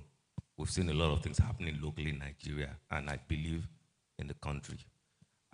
What would be your advice for trying to put in a local solution that will speak specifically to our environment, to our ecosystem? Thank you. All right. Thank you very much for that. Let me start from here. That might be easier than that very difficult one. All right. So the only thing that will work really is it has to be homegrown. That's it. Like that thing you're saying is the only way by which it's going to work. As I said, the set of microfinance organizations, their problems are very unique. You won't even find anything anywhere that's going to deal with the problem. They have to build their own portal. They have to feed the information of Mr. Lagbaja that took a loan that did not pay. And then they have to go to Mr. Tamedu that took a loan but took him a while but ended up paying. Now, they will have to first gather that data via a portal into a database. Then they can then build an AI model that can then give them insights, especially when we start to talk about proactive things. And I think this is in every industry. Working with the insurance people are having something like this in in about 4 or 5 weeks. It's the same type of conversation. They will not find, I promise you, anything that is going to solve their problems in the Nigerian insurance industry except they build something from scratch. There's a book, I like it a lot. It says, everything I learned in kindergarten. It will come down to the basics. Do you have people who know Python? Do you have people who know something called PyTorch? Do you have people who know that thing that they call TensorFlow? Can they build something from scratch that speaks specifically to you? Online ChatGPT will not solve those kinds of problems. And I think this applies to every industry. And if I can speak very quickly to what you said, once again, information security will never go past CIA. Am I right? And it's not Central Intelligence Agency, right? It would always be those same things of confidentiality, of integrity and availability. Now, at the level at which you might be dealing with it, might be a bit different, might be a bit more. Should I say it's deeper? And there are a couple of standards. I specialize in ISO standards. So if you look at 42001, everybody, you can pull out your phone, type ISO 42001. I don't think Nigerian organizations are thinking along those lines yet to say that internally we want to govern how we use and adopt artificial intelligence in our own organization. And those are the kinds of things that people need to start to do. Whether you're buying it or you're building it from scratch, every organization needs to be able to govern and manage and put a process around how they use, adopt, and even buy AI solutions. And I'm certain some of my colleagues, professionals, would also have thoughts along those lines. Okay, let me just add this to it. You know, in the early days of banking applications, we found a situation where the programmers are building accounting software, banking software for bankers and accountants, and they themselves have no clue about assets and liability. I mean, the programmers don't have a clue about assets and liabilities. They don't have a clue about how deposits move and change to loans and deposits in banking. So they ended up giving us solutions that they think will be good for us and ended up not being good for us. So I would say that, just like a doctor said, it's better to make it homegrown. By that, we'll be able to define what is private to us and then put governance on it. Because if we leave privacy to what is foreign or what we are bringing in, what is private, of course, I don't need to take us too far. What is private to you is not private abroad. Abi? Aha. So there you will see somebody saying that I have cancer and they said I will die in the next 3 months, and we'll be saying it in a bar or be saying it in grocery store. Yeah. Even if they say that you will die in 3 years, you would rather speak to nobody about it and talk to God. Okay? So, but that is privacy abroad, and it's different from the privacy here. So what we are concluding here is, let us all be involved in this artificial intelligence thing so that we define our privacy, what we want to protect and what we don't want to protect. Otherwise, they will bring a truck from abroad and take everything that we want to protect or keep private, and then they will throw it open to the globe. So I will say that apart from the governance that we have in place, standard that we have in place that are foreign, we should adopt them also. We should have contribution of internal auditors, both of this association and any other one, such that we make our own definition of the standard. We adopt or adapt, and then build solutions that will be useful to us. I've had arguments with a database administrator on the reason why the EOD is supposed to balance, and now EOD is supposed to balance. And he had no clue to it. I functioned in a place where they said they are doing GL cleanup. And I had to write as an accountant to them to say that this GL cleanup you are talking about, take it back to the CFO. And tell the CFO that I, the head of IT control, says that when you do this cleanup, the deposit will drop by this. Assets will increase by this. Assets that will increase are unrealizable assets that will be created. That information, they didn't get approval till today. Maybe they get it tomorrow. And this is over 15 years. Okay? So once again, let us define what is private to us. Let us define what we want to protect, and let us all be involved. Let us go for training in artificial intelligence to know how we can involve or introduce our human intelligence to the artificial intelligence revolution or evolution that is going on. Thank you very much. Thank you so much for your time. We've come to the end of this session, but I would like to take this opportunity to thank our distinguished panelists for taking our time to speak on this very crucial topic. And I'd also like to crave your indulgence just to tell you a bit about what we do at ACAS, if you wouldn't mind. At ACAS, we do sessions like this every month for free at our at the Counterford House here in Yaba, Lagos. We have something called the ACAS Counterford Roundtable where we discuss emerging issues of fraud and corruption. We do this every month, and we would implore you to join us in having these conversations because these are very, very important topics. And we also provide trainings on fraud and corruption. We provide bespoke trainings. My colleague Emmanuel is also here. If you've got any questions as regards trainings for your staff, as regards what we've spoken about today, or any other training that you may have in mind, kindly speak to him or myself. We'll be happy to speak to you. Thank you so much for your time. Thank you, Fumi. Thank you, panelists. I think this is about one of the best sections. It's just because of the time. Would have even loved to have you for the whole day. But of course, we still have other events, and we appreciate the time. And also, please let's appreciate Rablowood.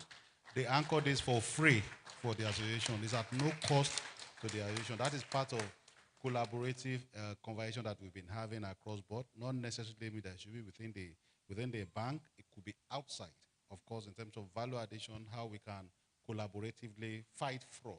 And of course, their subject matter in that space, they are able to get the right resource for any form of training and even certification. So for me, and Rablu, thank you, and the panelists. But of course, it's not in our character not to appreciate the panelists and of course, Rablu for what they have done for putting this together for us. We did appreciate you. So I will just call on Larry Karim, the CAE of GT Bank, to please come over and make the presentation to our panelists. Why we have another CAE that will come on board to make presentation to Rablo Woods. Thank you.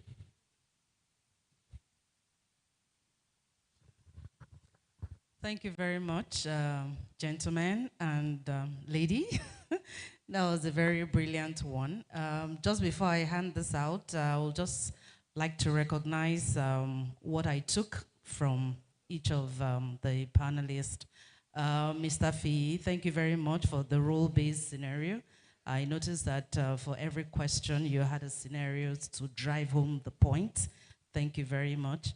Dr. Bode, thank you very much for taking us through the methodology of AI, how it works, and for warning us that we must train it. It's not just to buy it, but to train.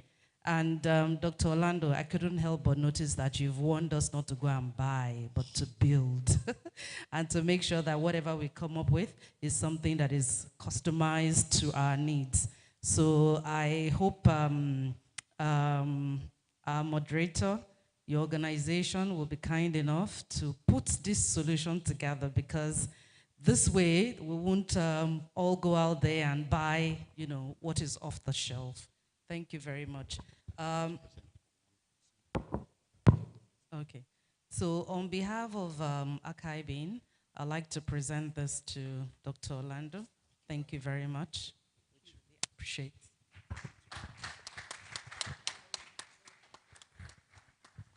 So the next presenter to the speaker will be one of our members of the BOT, in terms of Mr. Lawrence Amadi. Please come to the podium to make the next presentation. Thank you, ma. We appreciate you.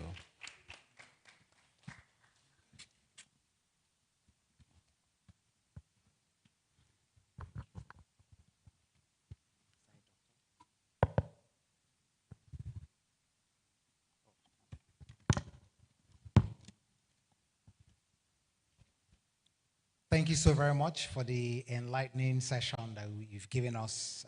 This award, this honorarium is for Fiyinfolu. We really do appreciate the time. Thank you.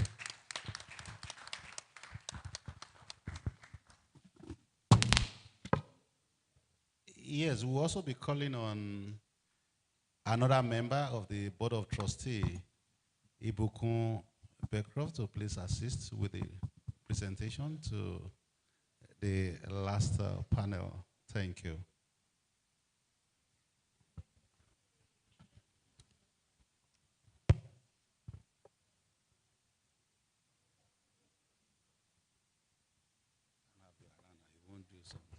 Thank you. Thank you. We'd like to thank Dr. Bode Oguntoke for for being a panelist, and we really enjoyed the insights that you have shared during the session. Thank you very much.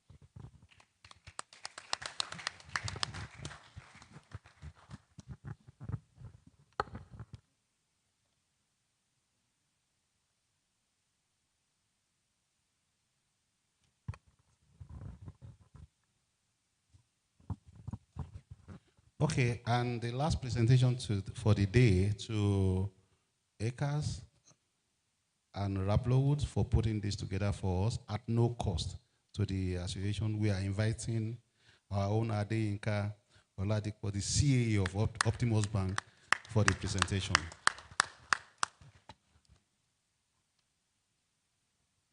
Okay, a very instructive and insightful session, I must say. And would really like to thank the Rablo Woods and ACAS team for intelligently putting this together. We appreciate your efforts into getting this excellent set of speakers to speak to us today. And let's say thank you very much on behalf of the entire committee.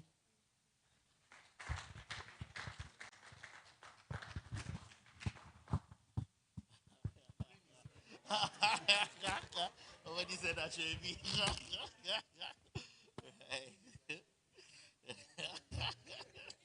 Thank you. I think it is the second time we're having our Shoibi today in this room.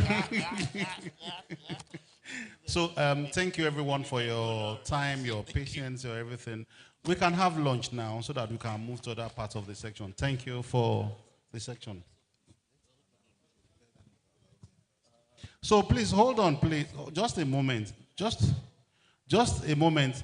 We want to have a quick photo section with the panelists. ESCO members, please come on board so that we can quickly have the Arablowood representation. Then in terms of the lunch, we just do it table by table so that we make it faster.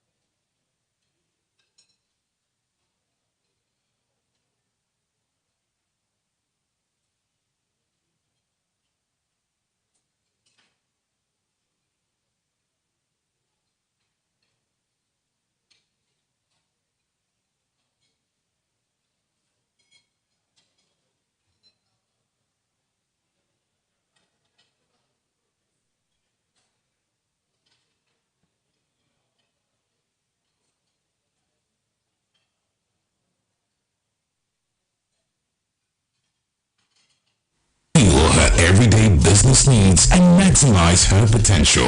The elderly who want a stress-free day-to-day banking experience anytime, anywhere at their fingertips. The farmers and traders across various value chains who weather the storm with our agri financing. We have been creating values and fulfilling dreams. One bank, the bank that works. We are with you all the way.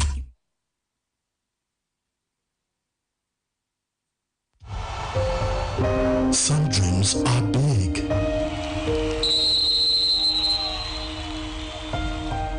Some dreams are small.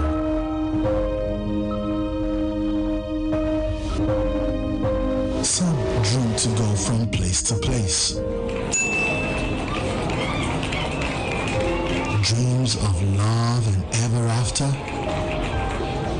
Dreams and sacrifices that builds the future.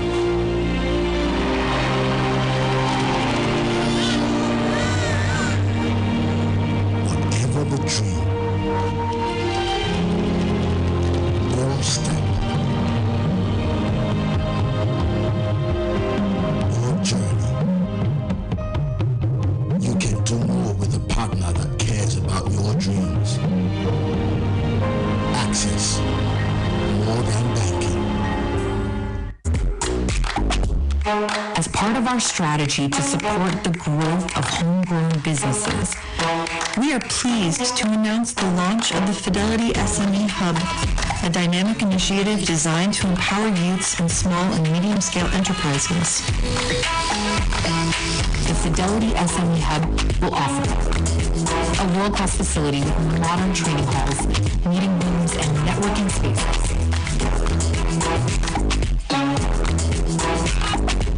Two globally certified music studios, a photography studio, a content studio, and podcast room to support entrepreneurs in the creative industry. Access to industry experts and mentors.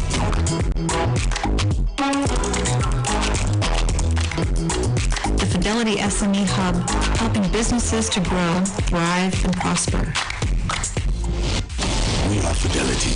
We keep our word. In every part of the country, one bank is there, serving the needs of Nigerians. From the child whose dreams are as big as the sky, but in need of a head start, Wema Bank is there for the young, tech-driven innovators in search of a financial provider to support their novel ideas. The bold and confident boss lady in need of tailored financial services to fulfill her everyday business needs and maximize her potential. The elderly who want a stress-free day-to-day banking experience anytime, anywhere at their fingertips. The farmers and traders across various value chains who weather the storm with our agri financing. We have been creating values and fulfilling dreams. One bank, the bank that works. We are with you all the way.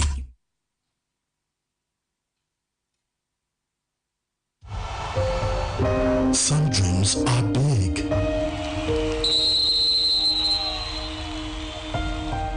Some dreams are small.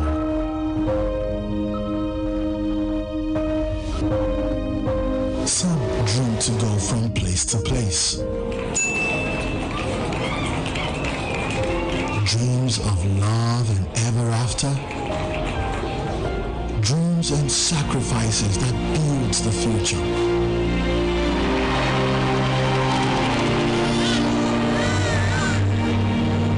Whatever the dream, your step, your journey, you can do more with a partner that cares about your dreams. Access, more than banking. As part of our strategy to support the growth of homegrown businesses, we are pleased to announce the launch of the Fidelity SME Hub, a dynamic initiative designed to empower youths and small and medium-scale enterprises. The Fidelity SME Hub will offer a world-class facility with modern training halls, meeting rooms, and networking spaces.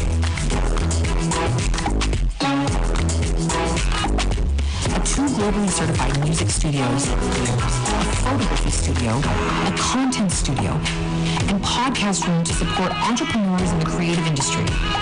Access to industry experts and mentors.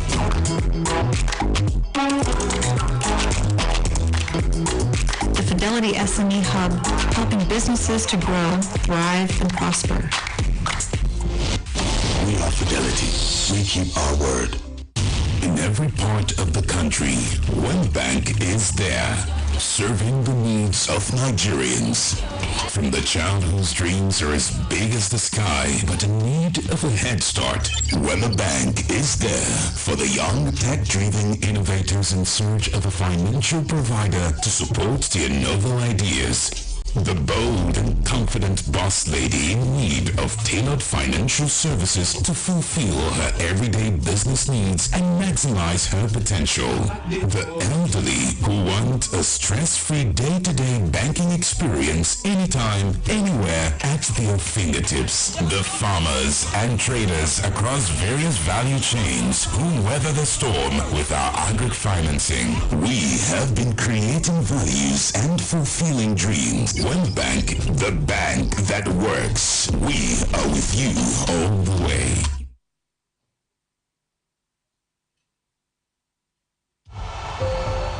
Some dreams are big.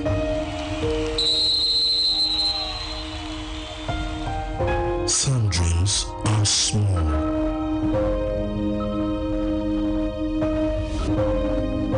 Some dream to go from place to place. Dreams of love and ever after. Dreams and sacrifices that builds the future.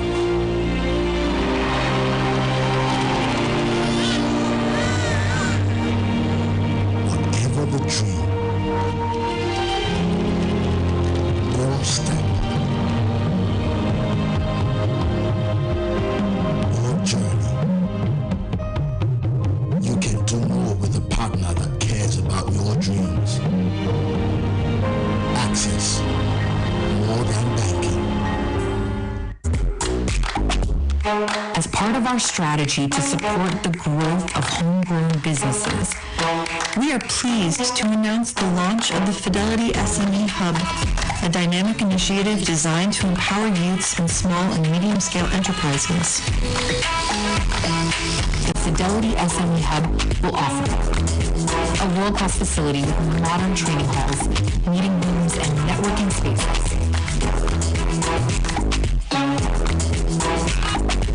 Two globally certified music studios, a photography studio, a content studio, and podcast room to support entrepreneurs in the creative industry. Access to industry experts and mentors.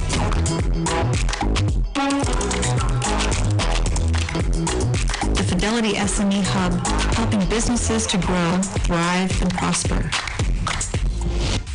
We are Fidelity. We keep our word.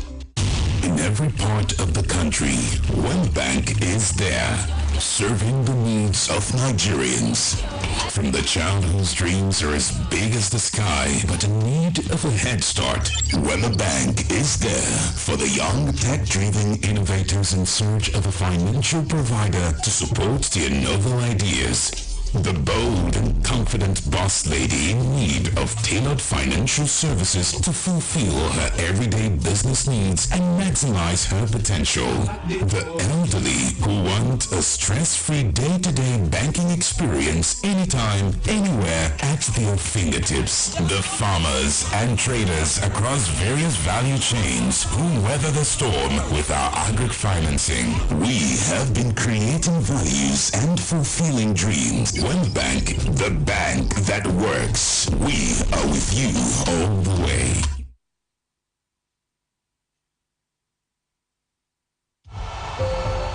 Some dreams are big.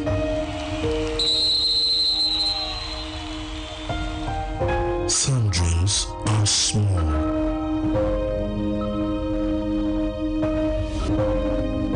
Some dream to go from place to place. Dreams of love and ever after. Dreams and sacrifices that builds the future.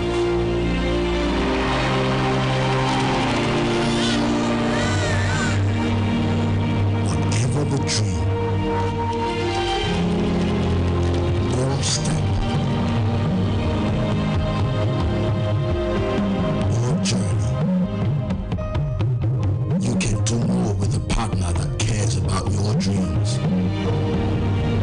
Access, more than banking. As part of our strategy to support the growth of homegrown businesses, we are pleased to announce the launch of the Fidelity SME Hub, a dynamic initiative designed to empower youths and small and medium-scale enterprises. The Fidelity SME Hub will offer a world-class facility with modern training halls, meeting rooms, and networking spaces.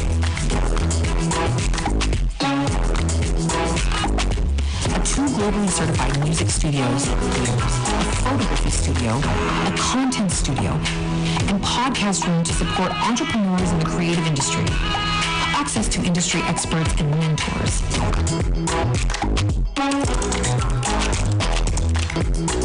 The Fidelity SME Hub, helping businesses to grow, thrive, and prosper. We are Fidelity. We keep our word. In every part of the country, One Bank is there, serving the needs of Nigerians. From the child whose dreams are as big as the sky, but in need of a head start, One Bank is there for the young, tech-driven innovators in search of a financial provider to support their novel ideas. The bold and confident boss lady in need of tailored financial services to fulfill her everyday business needs and maximize her potential. The elderly who want a stress-free day-to-day banking experience anytime, anywhere at their fingertips. The farmers and traders across various value chains who weather the storm with our agri financing. We have been creating values and fulfilling dreams. One Bank, the bank that works. We are with you all the way.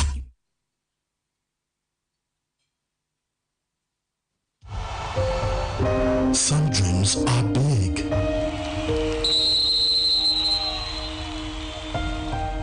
Some dreams are small.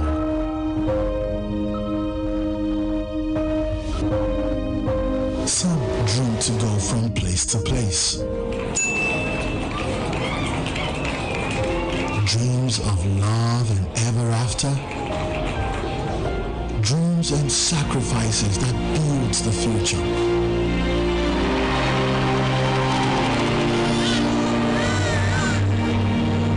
Whatever the dream, or step,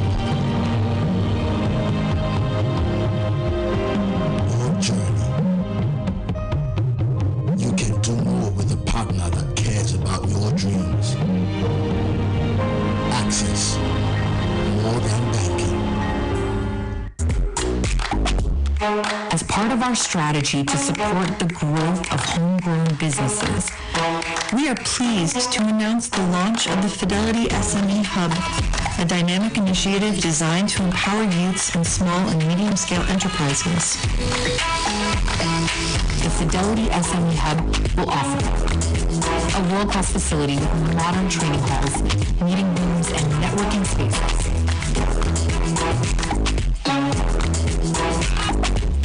Two globally certified music studios, a photography studio, a content studio, and podcast room to support entrepreneurs in the creative industry. Access to industry experts and mentors.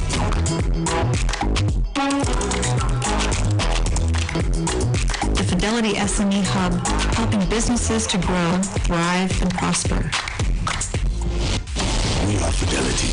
We keep our word. In every part of the country, one bank is there, serving the needs of Nigerians. From the child whose dreams are as big as the sky, but in need of a head start, Weather Bank is there for the young, tech-driven innovators in search of a financial provider to support their novel ideas. The bold and confident boss lady in need of tailored financial services to fulfill her everyday business needs and maximize her potential. The elderly who want a stress-free day-to-day banking experience anytime, anywhere at their fingertips. The farmers and traders across various value chains who weather the storm with our agri financing. We have been creating values and fulfilling dreams. One bank, the bank that works. We are with you all the way.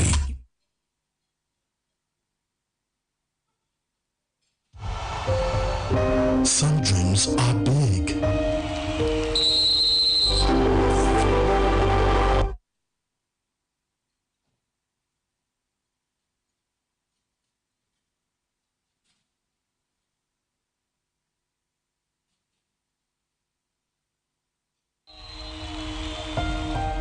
Some dreams are small.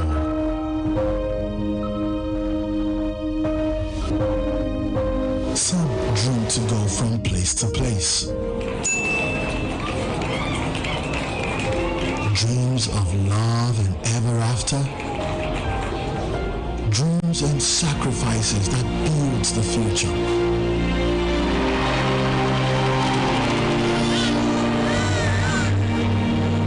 Whatever the dream, your step, your journey. You can do more with a partner that cares about your dreams. Access, more than banking.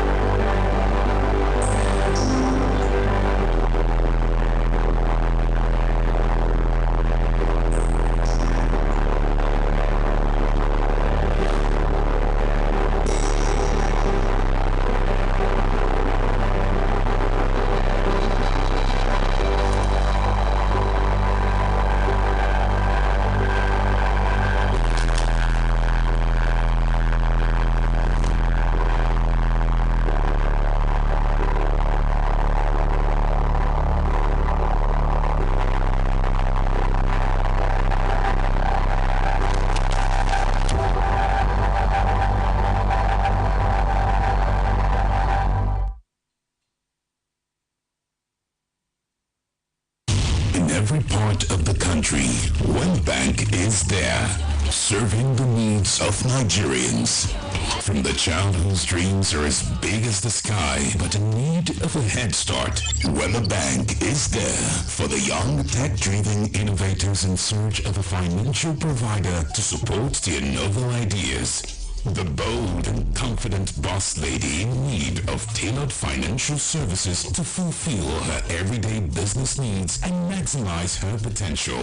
The elderly who want a stress-free day-to-day banking experience anytime, anywhere at their fingertips. The farmers and traders across various value chains who weather the storm with our agri financing. We have been creating values and fulfilling dreams. One bank, the bank that works. We are with you all the way.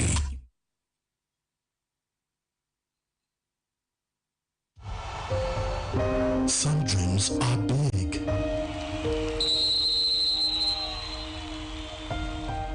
Some dreams are small.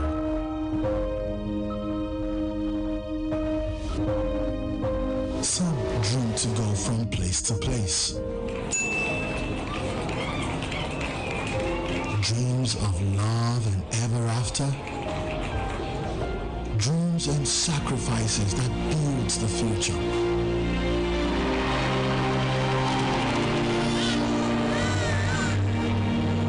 Whatever the dream, or step, or journey, you can do more with a partner that cares about your dreams. Access, more than banking. As part of our strategy to support the growth of homegrown businesses, we are pleased to announce the launch of the Fidelity SME Hub, a dynamic initiative designed to empower youths in small and medium-scale enterprises. The Fidelity SME Hub will offer a world-class facility with modern training halls, meeting rooms, and networking spaces. Two globally certified music studios, a photography studio, a content studio, and podcast room to support entrepreneurs in the creative industry. Access to industry experts and mentors.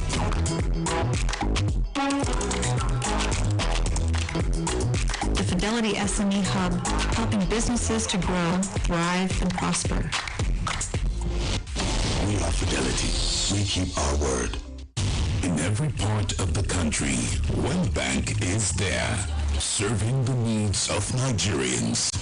From the child whose dreams are as big as the sky, but in need of a head start, Wema Bank is there for the young tech-driven innovators in search of a financial provider to support their novel ideas. The bold and confident boss lady in need of tailored financial services to fulfill her everyday business needs and maximize her potential.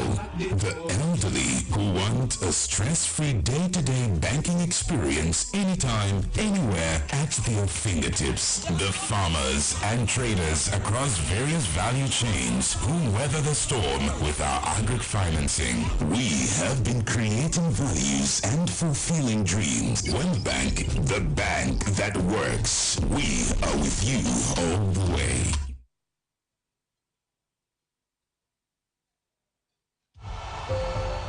Some dreams are big.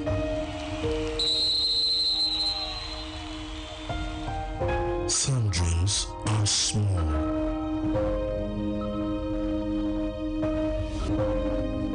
Some dream to go from place to place. Dreams of love and ever after. Dreams and sacrifices that builds the future.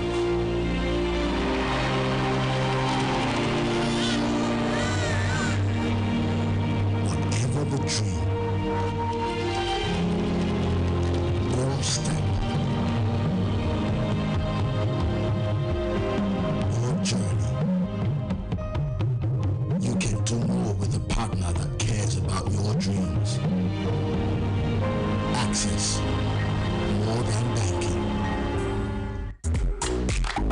As part of our strategy to support the growth of homegrown businesses, we are pleased to announce the launch of the Fidelity SME Hub, a dynamic initiative designed to empower youths in small and medium-scale enterprises.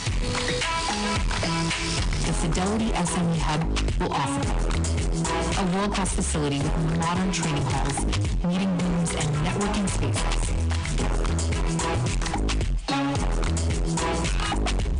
Two globally certified music studios, a photography studio, a content studio, and podcast room to support entrepreneurs in the creative industry, access to industry experts and mentors.